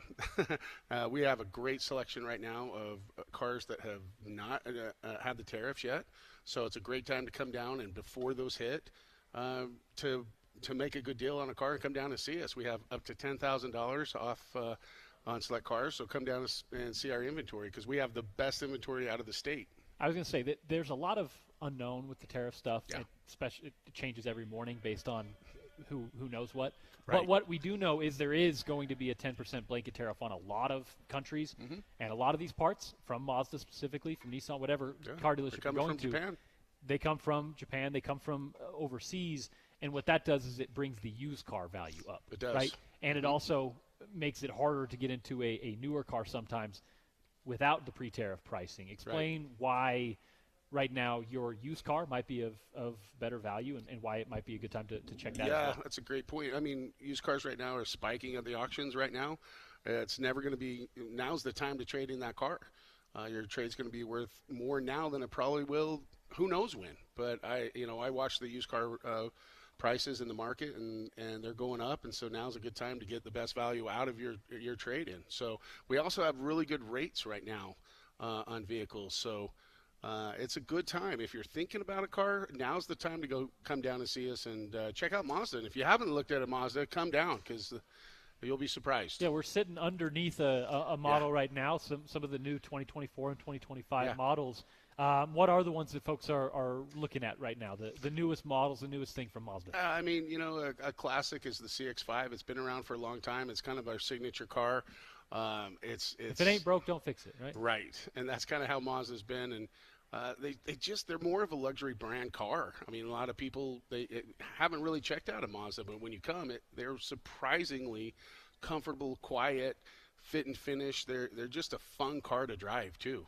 Forever warranty. That's kind of your guys' sticking point. That's what gets a lot of people in the door here.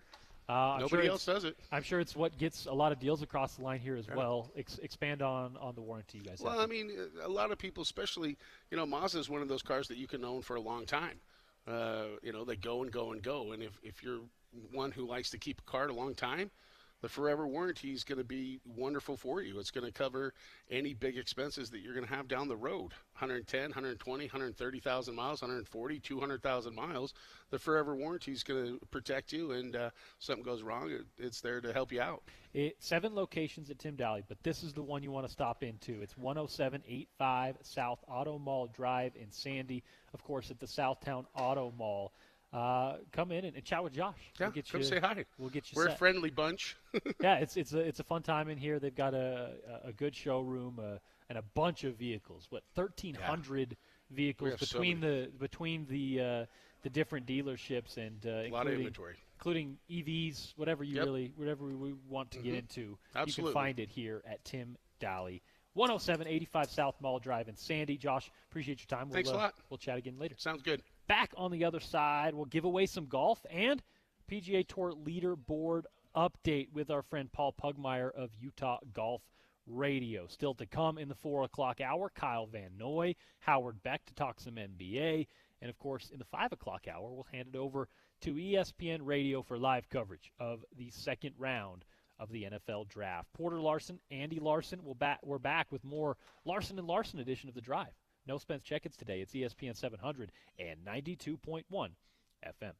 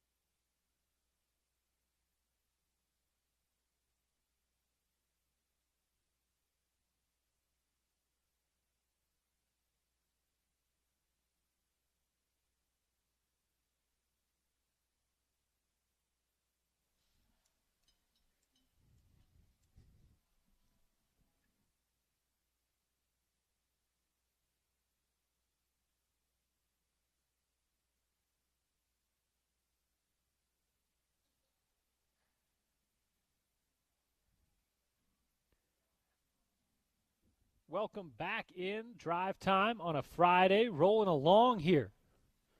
I guess it's a football Friday.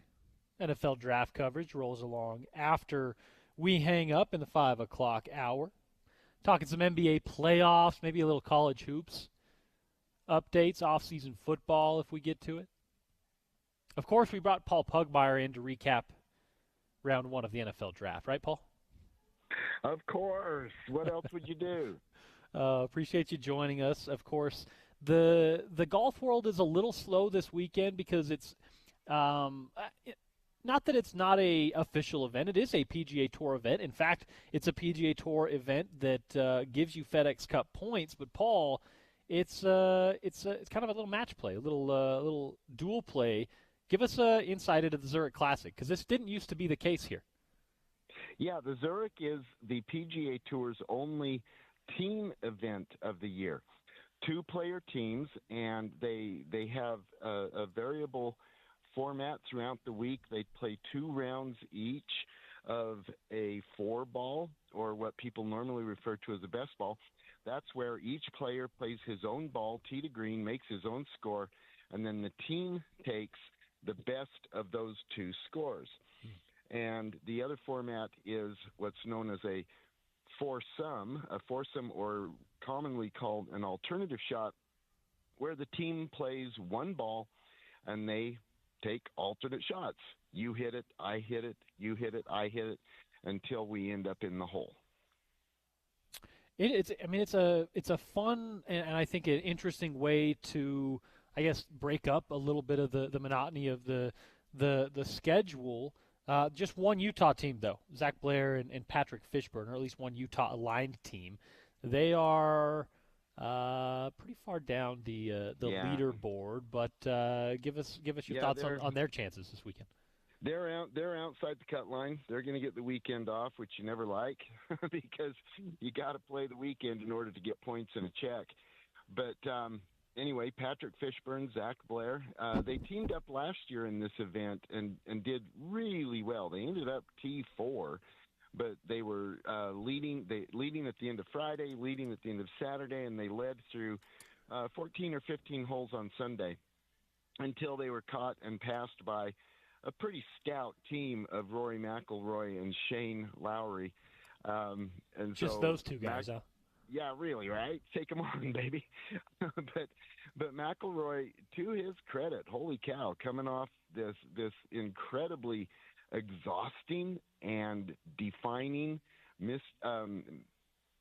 victory in the Masters, McIlroy kept up his commitment, and he showed up in New Orleans for the Zurich, and they're doing pretty well, which is no big surprise, but they're right in the mix now going into the weekend. TPC Louisiana is a cool course too. I don't know about you, Porter, but I play the golf video games. Yes. And PGA 2K25 just came out a couple months ago, and been playing that. And TPC Louisiana is one of the courses in this game, and it's a tricky one. It's a fun one to play. Just as a video game golfer and a occasional hacker in the real world, but certainly not usually getting to play this good of courses. Yeah, Paul, give us some insight on TPC Louisiana. It's a pretty long course, 7,400 plus yards. Yeah, it is. It's got plenty of space, plus they have room to grow there on the property. First of all, I want to say I love video golf. Good on you.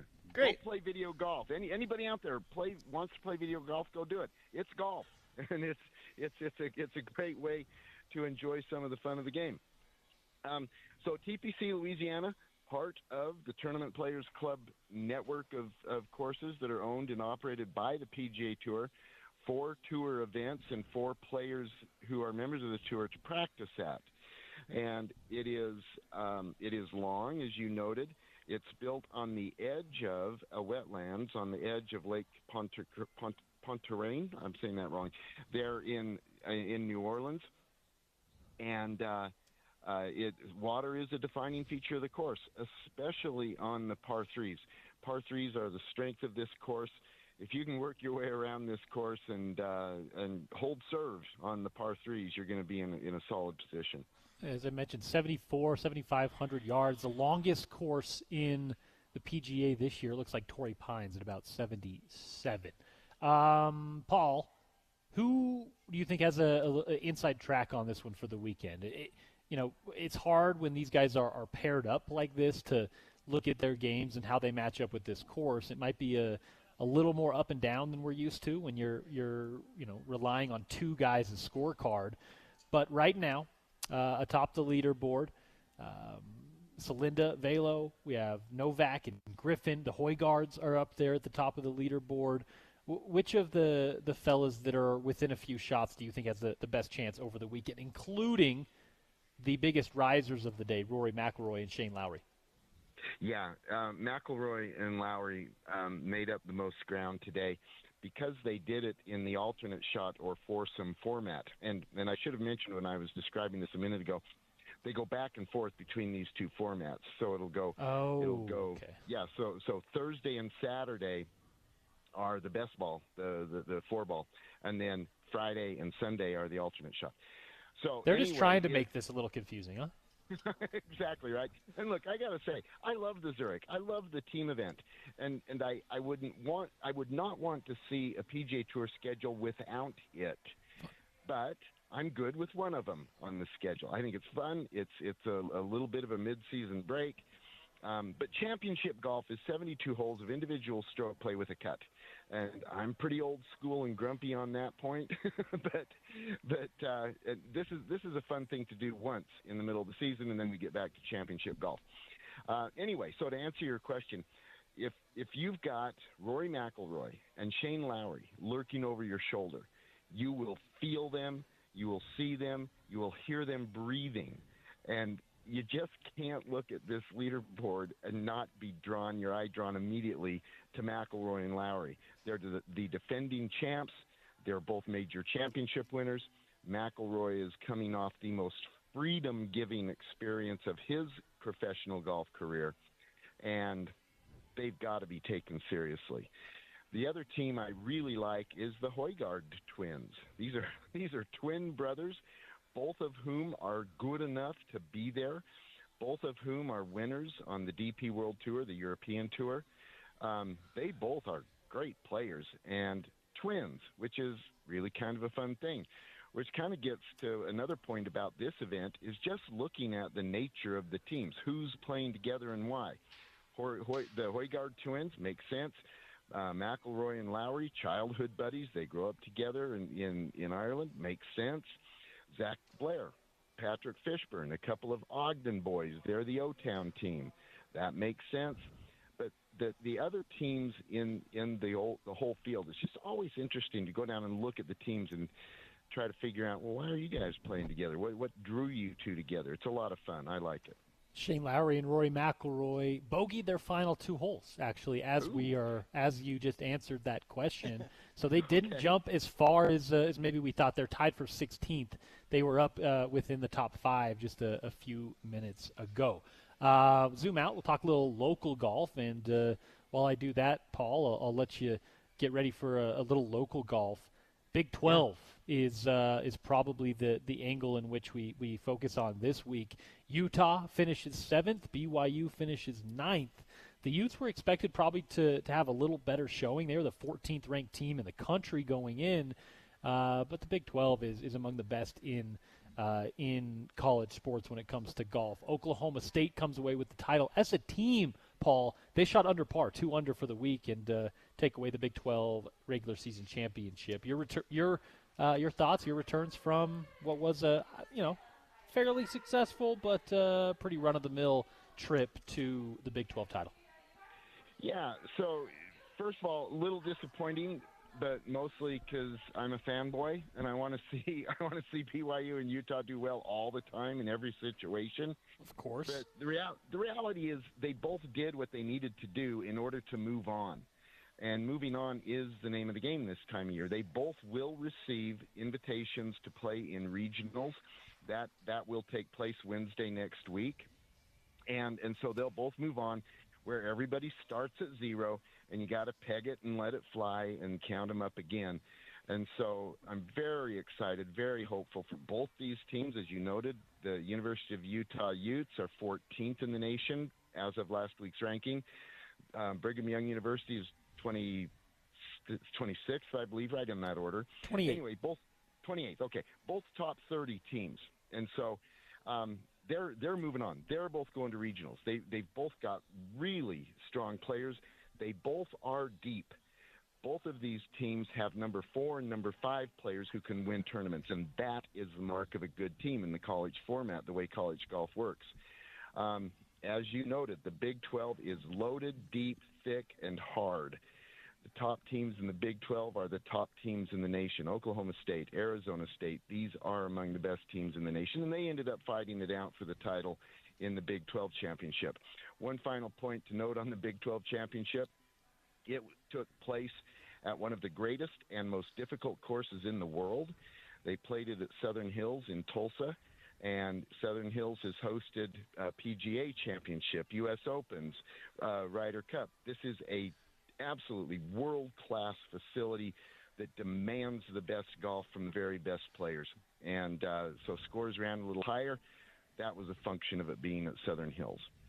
All right, Paul Pugmire, let the folks know what they can look for this weekend on Utah Golf Radio, outside of course, some live thoughts on the weekend golf. Of course, we're going to be talking about the Big 12 championships, both men and women. The BYU women already have received their invitation to the regional tournament. They will be playing the regional. It'll be held in Charlottesville, North Carolina. We'll talk about that. We're going to talk about other conference championships. We have John Coolbaugh, the tournament director from the LPGA's Black Desert Championship that is next week. Can't wait to see that. The greatest players, women players in the world, will be in Utah next week. Tournament director John Coolbaugh will be joining to talk about that. And next week we will surely have you on the show to talk about that. Of course, the LPGA in St. George at the Black Desert Resort, their first visit to Black Desert on the women's side. Patrick Manning, the executive director over there, joined the show yesterday, so some good info if you missed it there. But, yeah, looking forward to the LPGA and, of course, the PGA event in the fall at Black Desert. Paul, always appreciate your time, man. We'll send the folks to listen to Utah Golf Radio tomorrow morning, and we'll chat again soon. Thanks, Porter. As always, Paul Pugmire, brought to you by our friends at the Utah Golf Association and Uinta Golf. Stop by worldwidegolfshops.com or one of their 5 Utah Uinta Golf locations for the latest deal on Callaway. They have the Smart AI 10X Smart Face, delivering up to 8 yards of distance on your shots. The Titleist Pro V1X, TaylorMade QI 35 Woods, or Ping drivers. The new G44 driver delivers faster ball speeds along with Ping's game-changing forgiveness. It's Uinta Golf and worldwidegolfshops.com. Of course, it's also the Festival of Tees. We're giving away 3 rounds of golf all spring long today to Soldier Hollow. You golf Soldier Hollow, Andy? I haven't yet. It's honestly at the top of my list of courses. I haven't tried that. I need to. We can't enter you to win, but we'll see what we can do about getting why not? Actually, maybe we I can. can just get off this. I was going to say, once you're done hosting, maybe you can text in and win. But the number is 877-353-0700. Text in Soldier Hollow for your chance to win a round of Soldier Hollow. It's 877-353-0700. Festival of Tees, powered by the Utah Golf Association. Each day of spring, ESPN 700 is giving away rounds of golf to the best courses in the state. Listen to the Down and Dirty with Scott Mitchell, the Sean O'Connell Show, and, of course, this here, The Drive with Spence from 2 to 6 for your chance to win each and every day from ESPN 700 and the Utah Golf Association. You a UGA member? I'm not. I'm telling you, I need to text Soldier Hollow to 87. What do I need to do to get this free? 877-353-0700. And is it the first person, or if I'm second, if I'm third? How? It's the first person, so you're already too late. But Soldier Hollow to 877-353-0700, and I will send you to golf at that fine, beautiful course. Details at ESPN700sports.com. We're back on the other side. Kyle Van Noy, former BYU Cougar and current NFL linebacker, defensive end, edge, whatever you want to call him. He is a game wrecker on the defensive side, a Super Bowl champ, and more. Kyle Van Noy stops by the show. Howard Beck still to go, and the NFL draft in the 5 o'clock hour. It is The Drive on a Friday on Utah's #1 sports talk. Spence Checketts out. I am Porter Larson. That is Andy Larson of the Salt Lake Tribune filling in on Utah's #1 sports talk, ESPN 700 and 92.1 FM.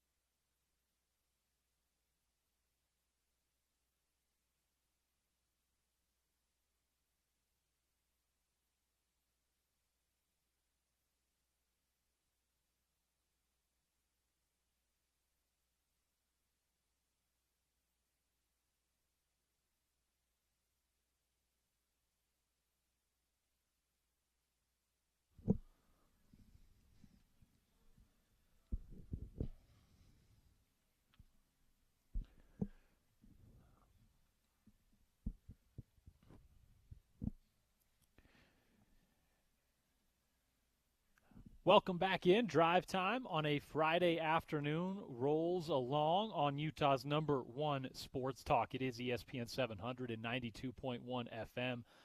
Porter Larson, Andy Larson, taking you through it this afternoon. The NFL draft coverage resumes in just over an hour from right now here on ESPN 700. We will talk a little bit of NFL draft, some college football with our next guest, understandably so. But we're going to start talking golf with this guy. He is one Kyle Van Noy, former BYU Cougar, a Super Bowl champion with the New England Patriots, a current Baltimore Raven. Kyle, how's it going, boss?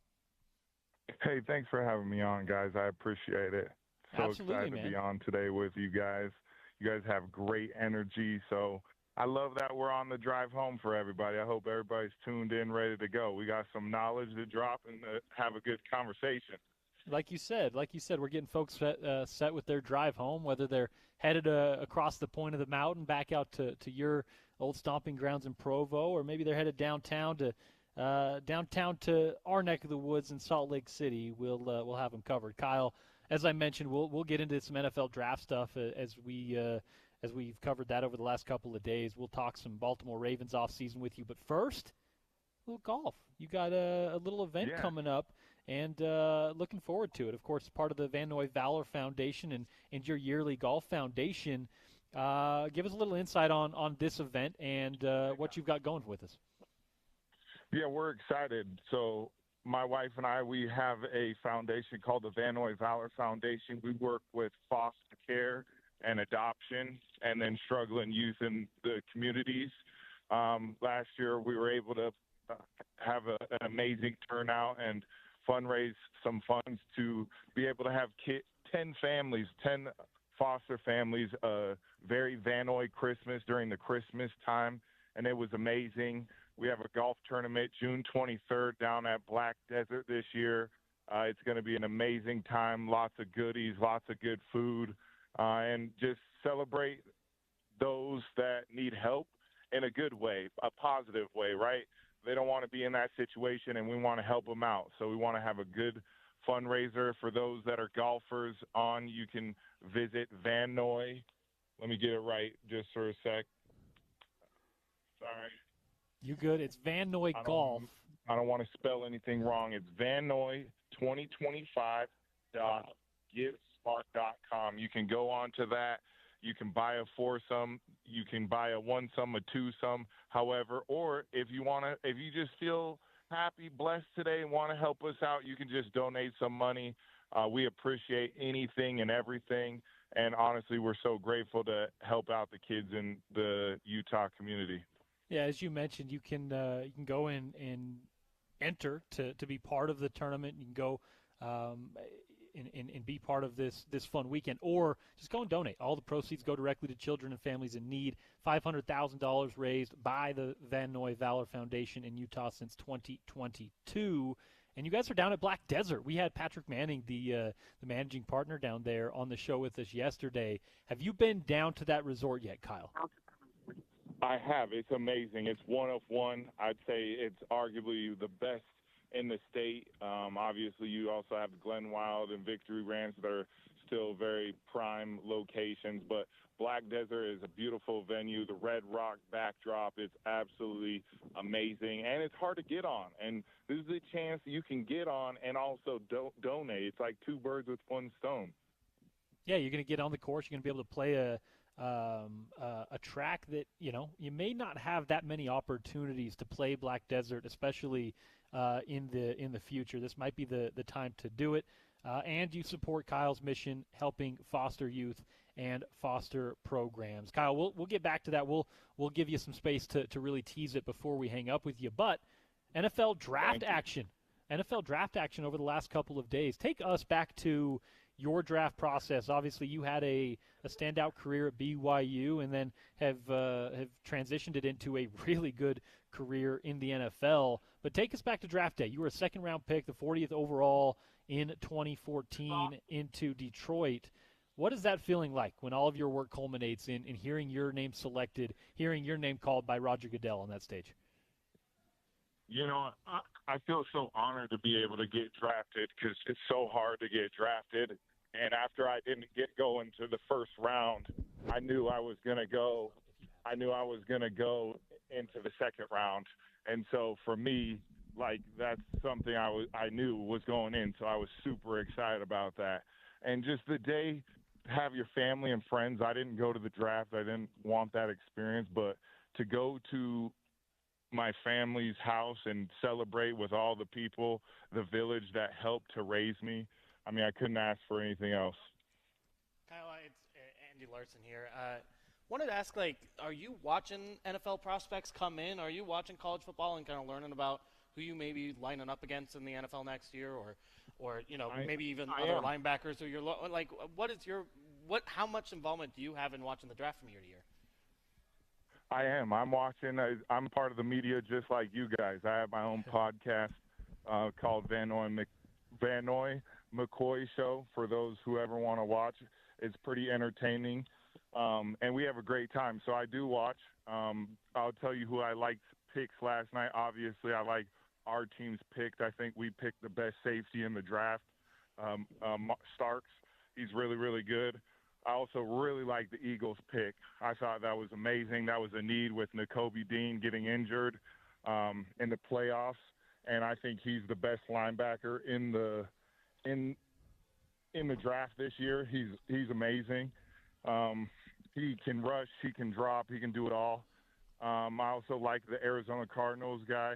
His potential is amazing. I like James Pierce, the guy that the Falcons traded back up to get. I thought that was a lot to give up, but I also think his ceiling, James Pierce, is the highest ceiling out of the edge guys. So I do pay attention. I lock in just like everybody else, and just excited to see what they do in the future and then see how they pan out just like people saw how I've panned out. A quick one kind of following up on that one. The New York Giants took Abdul Carter with the third pick and Utah's own Jackson Dart in the first round. So they had 2 first-round picks. They get Abdul Carter and possibly a quarterback of their future and a guy from Utah. Your quick thoughts on that one? Yeah, Corner Canyon, Jackson Dart.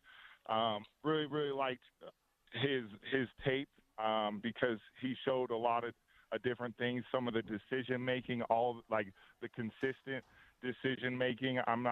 I wasn't too over thrilled with it, but he's with Brian Daboll. I was with him in New England. Right. Amazing coach. He's kind of one of the QB whisperers. He's the reason why Josh Allen is where he's at personally on the development side. And so I think that's who you got to compare it to a little bit. Obviously, I don't think he has that big of an arm as Josh Allen, but he's very, very good. He's sneaky athletic, and just he has that grit that you want as a QB. I mean, you saw how he was at Ole Miss. His players loved him, and he's been through it a little bit. You know, he was behind Zach Wilson in high school. He had to work his way in college, so I like that. Kyle, I want to ask you a little bit, zooming out on your career. You had, over the last 2 seasons, kind of a little bit of a resurgence, including a career-high 9 sacks a couple years ago, a couple forced fumbles, 2025 Pro Bowl honors, right?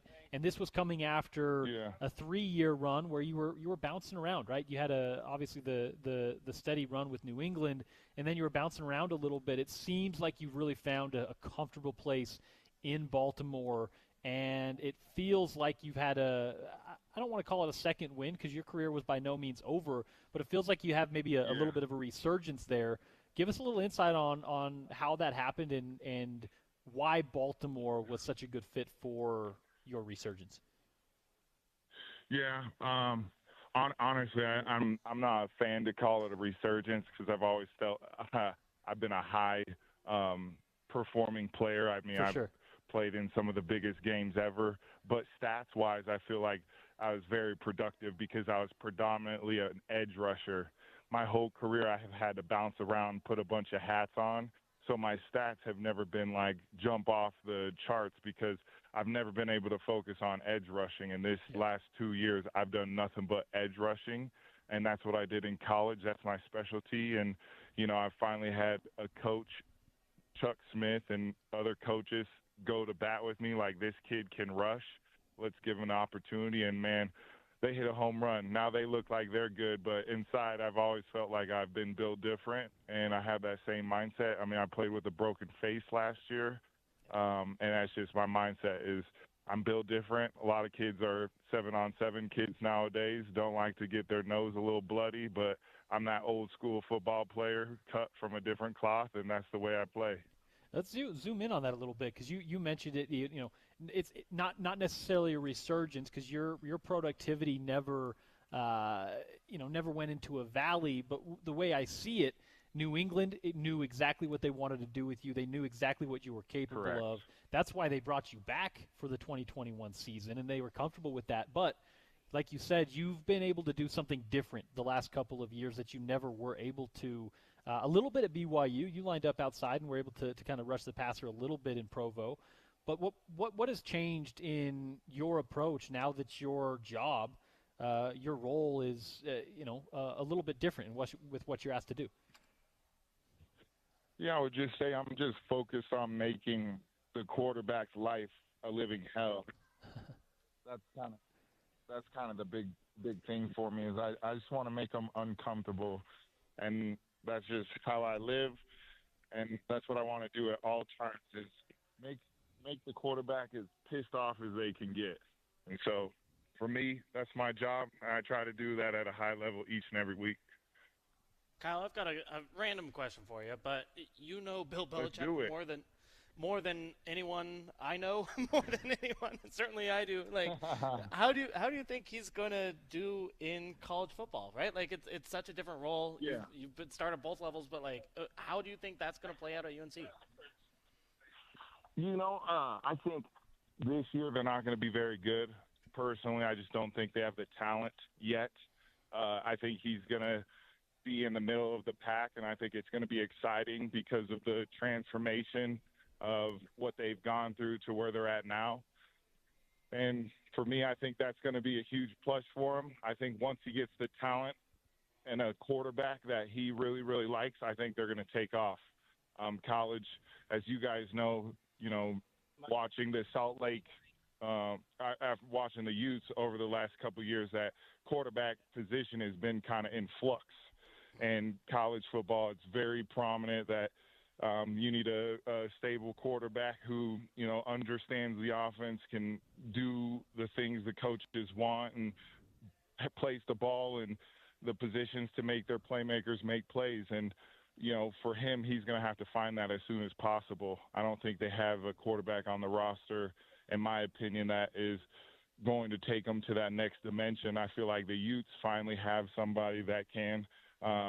I really liked the young kid from New Mexico, very, very talented with Beck there. I think they'll be talented again. And then Resloff at BYU, very talented, but also needs to take the next step, I'm still butthurt at him for throwing that ball against Kansas and costing us not going to the playoffs. Like that was a no-no. Like we're throwing to a backup tight end against the number one corner. I don't like that matchup, but things to learn, things to get better, and I'm excited for both programs. And I'm excited for Utah State with Bronco up there, seeing what he's going to do. Well, since you brought it up, there's a different way that you kind of navigate the college football world now, Kyle. The NIL space, the transfer portal, all of it has changed the operations of how you run a college football program in ways that 5-10 years ago we wouldn't have even really imagined. How have you felt the few changes have affected the game, and how do you feel like BYU and these local schools you just mentioned are navigating it? Yeah. I've been reading all up on the drama between Utah and BYU, and I think, honestly, Utah fans need to stop whining, personally, and I think BYU fans need to stop playing the holier-than-thou card like, we don't talk to players and blah, blah, blah. There is no rules. So I think everything's fair game, and both sides need to stop whining and, continue to support their teams and, their players, and hopefully the best man wins when we play. That's kind of how I feel. about Yeah, that. There's a lot of whining going on. there's a lot of whining and mudslinging, and it's really the NCAA that sat on their hands and kind of made it possible for this to be the situation. But I agree. Kyle, I agree with that. But yeah, go ahead. I will say, sorry, to your point though, I do think the players should get paid. I mean, I think about my college experience. I would have loved a couple extra dollars in my pocket. So I just think the NCAA needs to hurry up and, make some changes to where everybody's comfortable. No one's going to be comfortable or happy, but come to a common ground where everybody's like nodding their heads like, okay, like this stinks, but let's do it. Yeah, and even just simply cleaning up the calendar of when you can transfer, when you can contact, but even just simply doing that would help 100%. In a lot of ways. All right, Kyle, we'll let you go. We know you're a busy guy, but before we do, one more little tease on June 22nd, June 23rd. You've got a golf tournament down at Black Desert. Van Noy Valor Foundation. Give the folks a little insight on the Van Noy Valor Foundation, and we'll tee up the golf tournament on the way out. Okay, awesome. Yeah, so the Van Noy Valor Foundation, we work with foster care kids in the Salt Lake area. We try to help them and armor them for success. We do that by having a very Van Noy Christmas. Our fundraiser is June 22nd, 23rd. You can visit vannoygolf2025.givesmart.com to help us out in any way. Everything goes back to the kids. I mean, it is an amazing opportunity to help us out because the smiles on these kids' face, I promise you, they are worth $1 million. It is special, and I'm going to keep doing it as long as I can. So I appreciate you guys having me on and let me shout out the Van Noy Valor Foundation. Thank you. Absolutely. Thanks, Kyle. Yeah, thanks, Kyle. Thanks. Have a good day. Bye. It's vannoygolf2025.givesmart.com, and that's where you go to register. You can donate to the Van Noy Valor Foundation independently if you want as well. And again, that's at Black Desert. So if you've been wanting to play one of the best tracks in the state, one of the newest tracks in the state, might be a good way to do it. And hey, you donate that, you write it off, you do all those things. Yeah, it just seems like a fun time. I mean, like Kyle said, this is a amazing course down there. I think everyone would agree it's the best course in the state. It's a cool opportunity to get the chance to play play a really cool course for a good cause and at a great time of year. I love that he took a little umbrage with me calling it a resurgence. I like that, and then look, he wasn't afraid to call out the behavior of fans, Utah on or both BYU, sides. On both sides. I think that's going to be a talker. If you been on Twitter at all, been on even the Blue Sky, this has been a significant part of the conversation over the last couple days, last week or so, is the recruiting, the tampering between these two schools. We don't even know what's actually happened here, but there is some mudslinging, as Kyle called it, and it was interesting to hear his perspective as a guy who's undoubtedly made it out of BYU. Also aware of those conversations a little bit. He's online, Kyle. Yeah, it's interesting because you mentioned it. There's been so much back and forth. Listen, when it comes to recruiting specifically, I try to stay out of the mud because a lot of respect to the guys that do it, like our guy Steve Bartle, who essentially got into the business by doing it and doing it for 10 years. For me, especially now, maybe 10 years ago it would have been a little easier. Especially now, you don't know if these kids are going to commit and stay. You don't know if these kids are going to commit and then enter the portal and be at a different school by the fall. It's just so hard to track. So for that reason, I kind of try to wait until fall, and then I'll give you my thoughts on the rosters. But when it's becoming this much of a conversation, you kind of have to wade into it. And, man, has it been, as you mentioned, a lot of mudslinging. There's just a difference between what you can and what's right to do with high school kids and what's right to do with kids who are transferring from school to school. I think that's totally fair. And especially in an age where everyone is getting paid, everyone's getting an NIL check, this is a business at this point, and so it makes sense that you hear overtures from one side or the other, and whether that be through your agent or through direct means. I mean, look, as you know, I cover the NBA primarily. the amount of tampering, the amount of conversations that happen that are illegal before the June 30th date in which It's you can have ridiculous. those conversations happens all the time. That's Free agency, just not to interrupt you, but free agency, when you pay attention to it, those deals, the second that they're allowed to be announced, they're announced because they're already done. Right. And look, it would be ridiculous to think that college football is somehow going to really follow the tampering and follow those kind of rules. Because it is such a big money sport, everyone's going to be looking out to plan their rosters. And if you're losing one player at one position, you want to gain a player at that spot. I mean, there's too much at stake here to think that, to really be naive about it and think that all of this is going to come together just as it should. I mean, heck, we knew for years, frankly, that programs were paying players behind closed doors, right? Yeah. And I've heard stories from all over the state, all over the nation about that. It would be crazy then to think the rule breaking or the rule twisting, if you will, would end just as a result of paying these players money. For instance, I'll take you back. I'm not going to tell you the exact year because then that would give you people and names that I'm going to keep protected for this.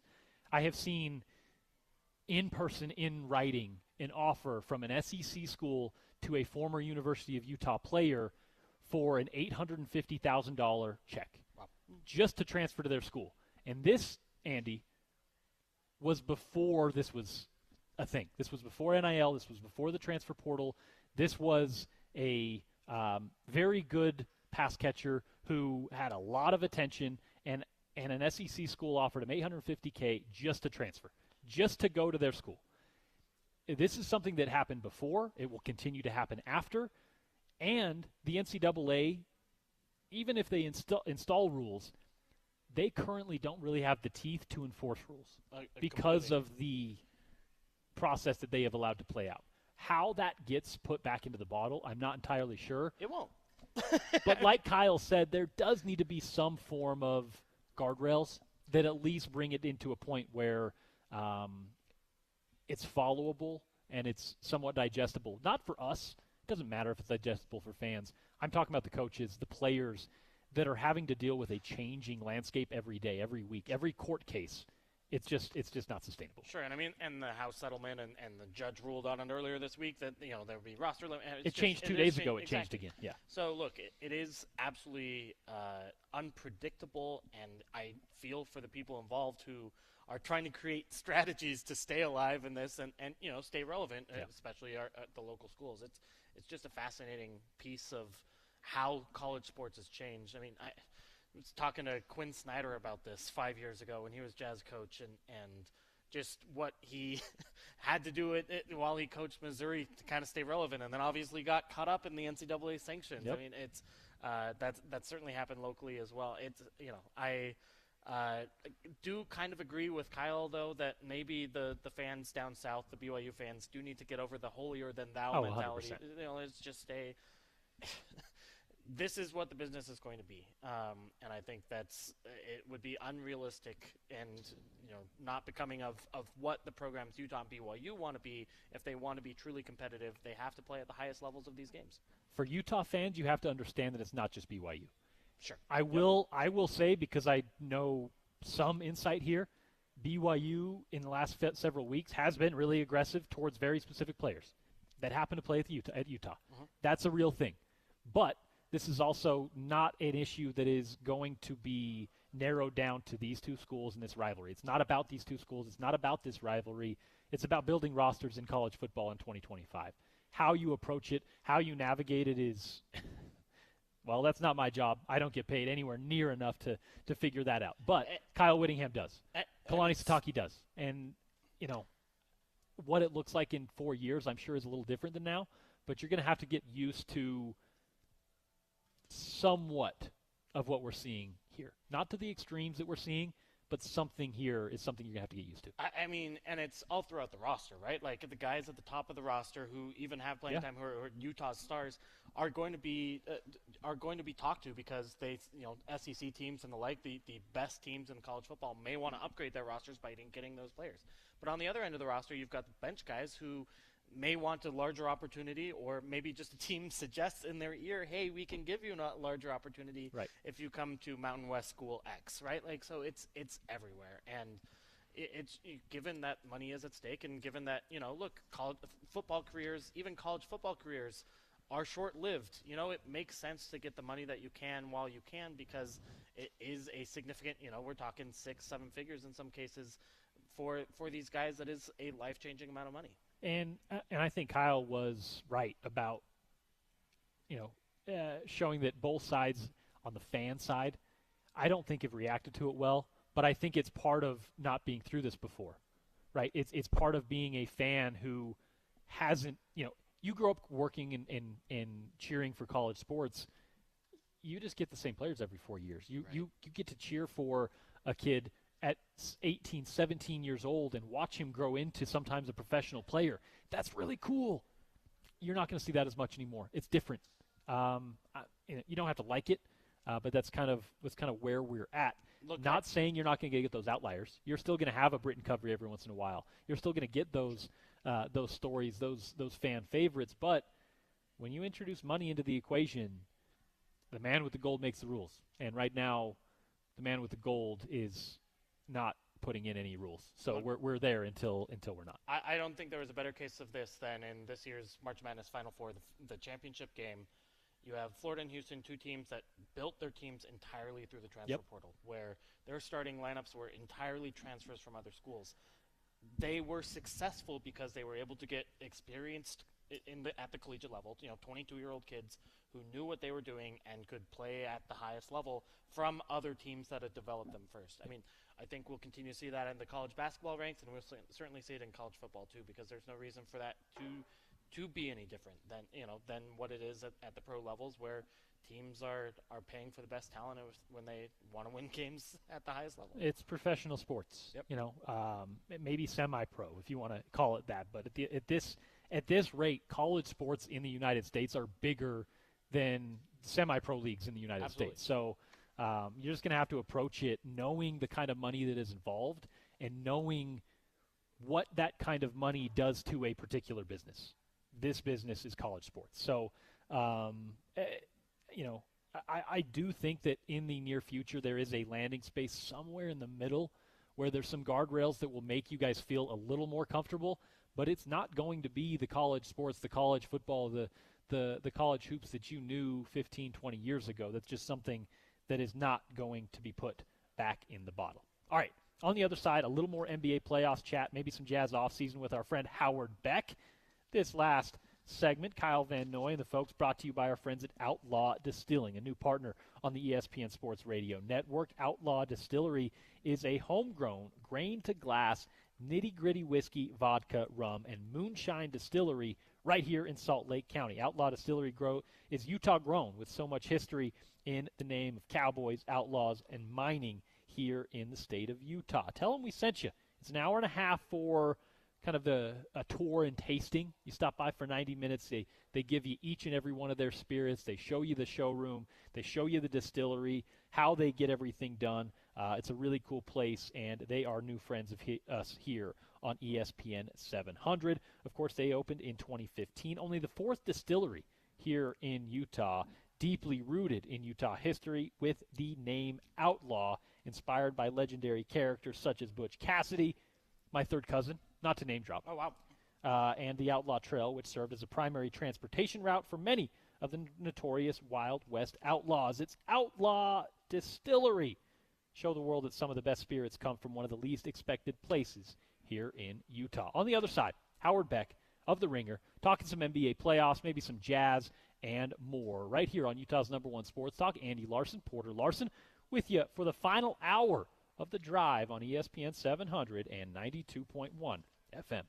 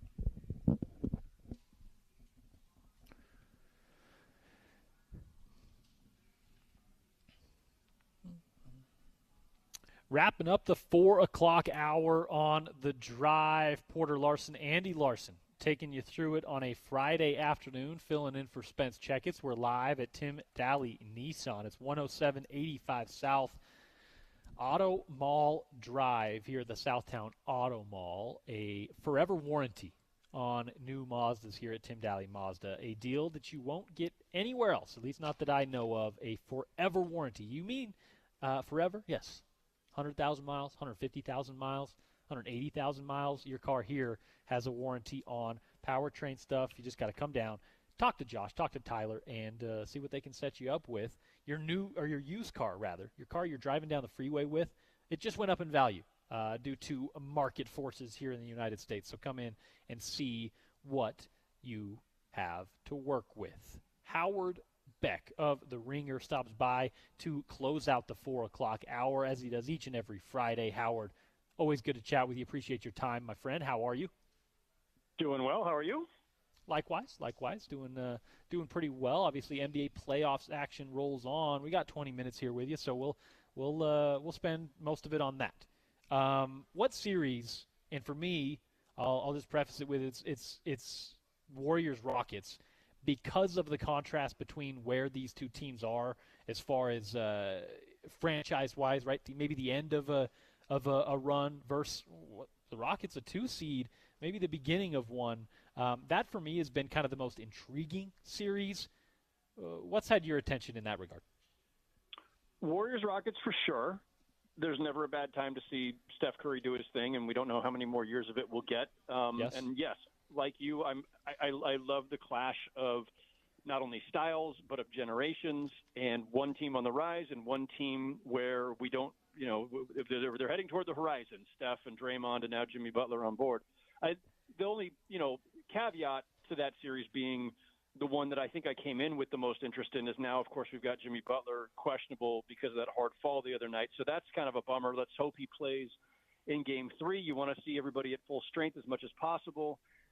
But that one's, already been pretty entertaining. Like, that one's lived up to its billing. I think Knicks Pistons, to go to my backyard, has lived up to the billing as well. And I think the Pistons have been every bit as feisty and confident, a little shaky in crunch time in the 2 losses that they've had. But, we're seeing them learn on the fly in real time against a Knicks team that's got, 1,000 times more playoff experience. But I feel like the Pistons have been, for the most part, up to the task. And, they're now facing, I feel like, we're getting to that point now, right, where almost everybody's played at least 2 games, and we're getting a lot of more Game 3s tonight. But we're now heading into the second weekend where, okay, it's put up or shut up time for certain teams. And, like, the Pistons have to win Game 4 or it's pretty much over. If they go down 3-1, it's probably over. I don't know if it's must-win time yet for the Warriors, but, they're going home, and they stole home court advantage right off the bat in that series. But, how far can they push it with either a banged-up Jimmy or maybe no Jimmy? Clippers Nuggets, I feel like has kind of lived up to the billing, although the Nuggets with each passing game look a little bit less up to the task, and I think have serious concerns. But we've got, like, throw out the 1-8s because the 1-8s are always kind of a bummer series. We've got a really good 2-7 with Warriors Rockets. The other 2-7 is, don't really care much about Celtics Magic. But we've got plenty of good series, and I'm really interested to see how this week's second weekend goes. Yeah, I think, and hey, Howard, this is Andy Larson.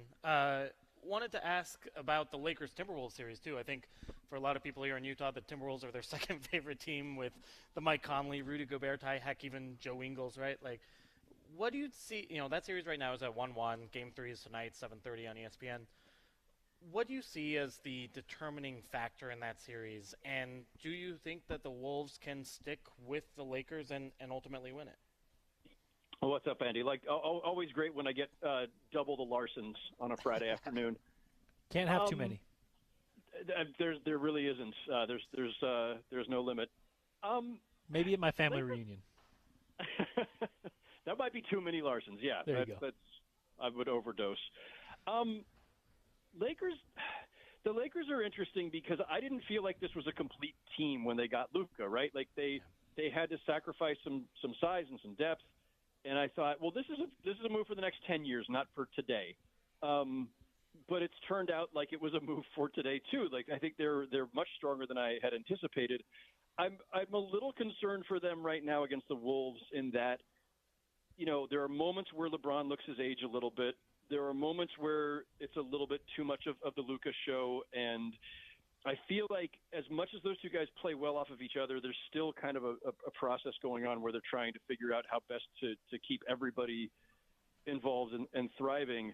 On the Timberwolves side of it, this is a big, the latest version of a big test for Anthony Edwards. Don't like that he got into it with fans the other day and got filmed saying and doing other things that were not great for a family audience and draw, yet another fine. I think we all keep waiting for the moment where Anthony Edwards turns into the star that we expect him to be. Like the production is there, the highlights are there. Is the maturity there? Is the leadership there? Is the ability to be great every single night, which is the real test of greatness in this league. Like there's a lot of guys who can put up 25, 30 on a given night, but it's consistency and efficiency with that matters most. And so, Anthony Edwards going up against, two generational stars in Luka and LeBron, it's interesting. I also think the other night, and you knew that the Lakers were going to get right back in the series, but all the role guys suddenly fell off a cliff for the Wolves.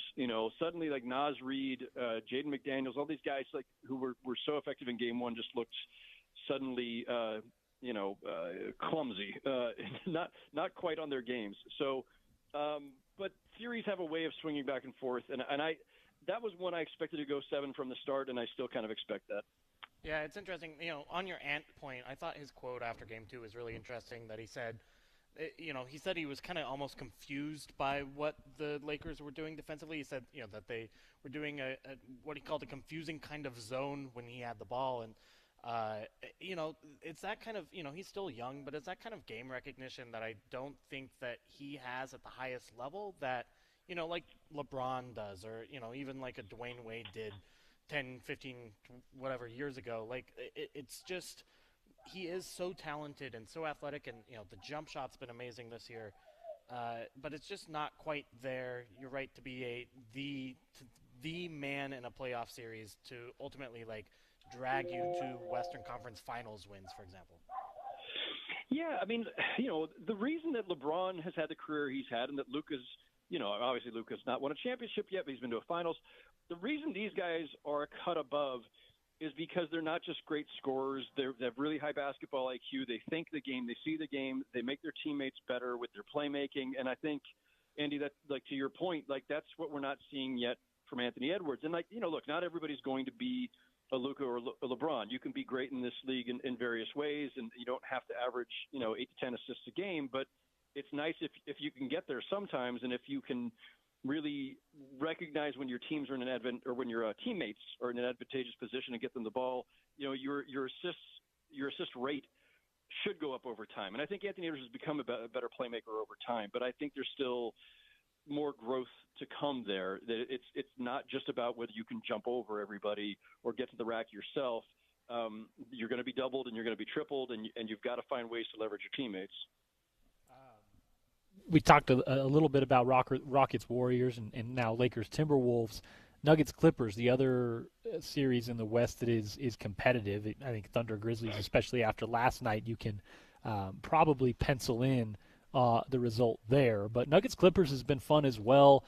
You see what Kawhi can be when he's healthy and what we know he is when he's healthy.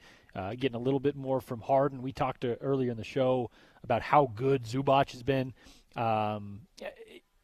What can the Nuggets do to flip the script there? It seemed like the conversation we had earlier with Zach Harper, you just hope that Nikola Jokic can kind of carry you to the promised land as he did. You don't have the surrounding characters that you maybe did a year or two ago. What can the Nuggets do to stay in that series? Because it does feel like it's an uphill battle, and the Clippers are close to maybe shortening this series in the next game or two. I mean, this could very easily be 3-0 Clippers right now. I mean, yeah. The Nuggets won the first game in overtime.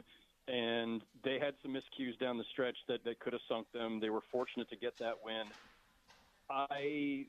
I picked the Clippers to win this series from the start. I'm feeling pretty good about that prediction right now. I'm not a big predictions guy, but I just feel like the Clippers have more depth, more guys you could just rely on, period. The Nuggets rely so much on Jokic elevating everybody, and they don't have enough guys who could just kind of, carry their own, and it's eroded over time since the championship. And, Russell Westbrook giveth and Russell Westbrook taketh away. Like he's not an easy, guy to plug in, and you just never know what you're going to get from him. They really need Jamal Murray to be the kind of player we've seen in postseasons past, and especially in their championship run. Nobody else is really creating for themselves or others on that team aside from Murray and Jokic. But the rotation has gotten, and the overall depth of the roster has gotten so thin, I just don't know that they can keep up. Like, I hate to say this because it's twisted. Their best hope is that Kawhi Leonard comes up with a bad knee again. Like, the only reason the Clippers have not been a perennial power is because of Kawhi's health. And right now he looks like, Toronto Raptors Kawhi, the guy they got back in 2019. And as long as the Clippers are at full strength, I don't think the Nuggets are beating them. Maybe this is an unfair question because you might need to dig into the history of it. But do you recall in your time covering the NBA ever a time when a team had home court advantage in a playoff series and they had also fired their coach within the last couple of weeks? Like that, it seems to me like they're dealing with a juncture in the franchise that we've never really seen in the league before, at least not to my knowledge. No, I don't think it had ever happened, actually. It was a shocker when it happened, and some people, went to the history books immediately and all the databases they could find. And I think what the people who are better at this than I am came up with was, no, it's never happened. We've never had the coach of a high-level playoff-bound team fired with 3 days to go in the regular season. So unprecedented, not great. I sort of understood it, but also not. Like, I get that if you think that Michael Malone has lost the locker room, as well as obviously the clashes between him and the front office with Calvin Booth, you fire them both. I sort of get it. I understand that was a cloud hanging over them. But it also it's a destabilizing thing to fire your coach who's been with the team for 10 years and presided over a championship just 2 years ago, to fire him, which is days to go.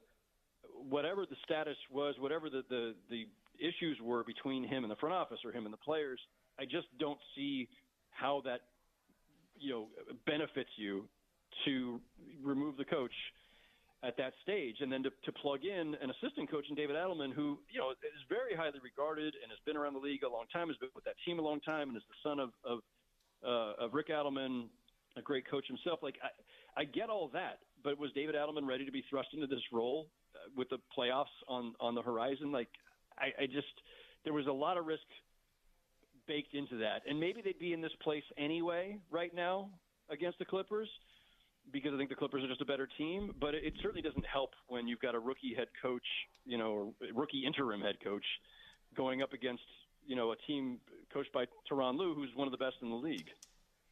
Yeah. I want to ask you an NBA question and then an awards question, Howard. One, here in Utah, even from the front office but also from the fans, there's kind of this hope that chaos happens around the NBA and another superstar gets traded, and ideally a young superstar, to Utah. So whether that's Phoenix, Milwaukee, you can kind of go down the list of teams that Jazz fans and maybe Jazz management are hoping fail a little bit and move on from their stars in the same way that the Dallas Mavericks did with Luka Doncic, incredibly unexpectedly.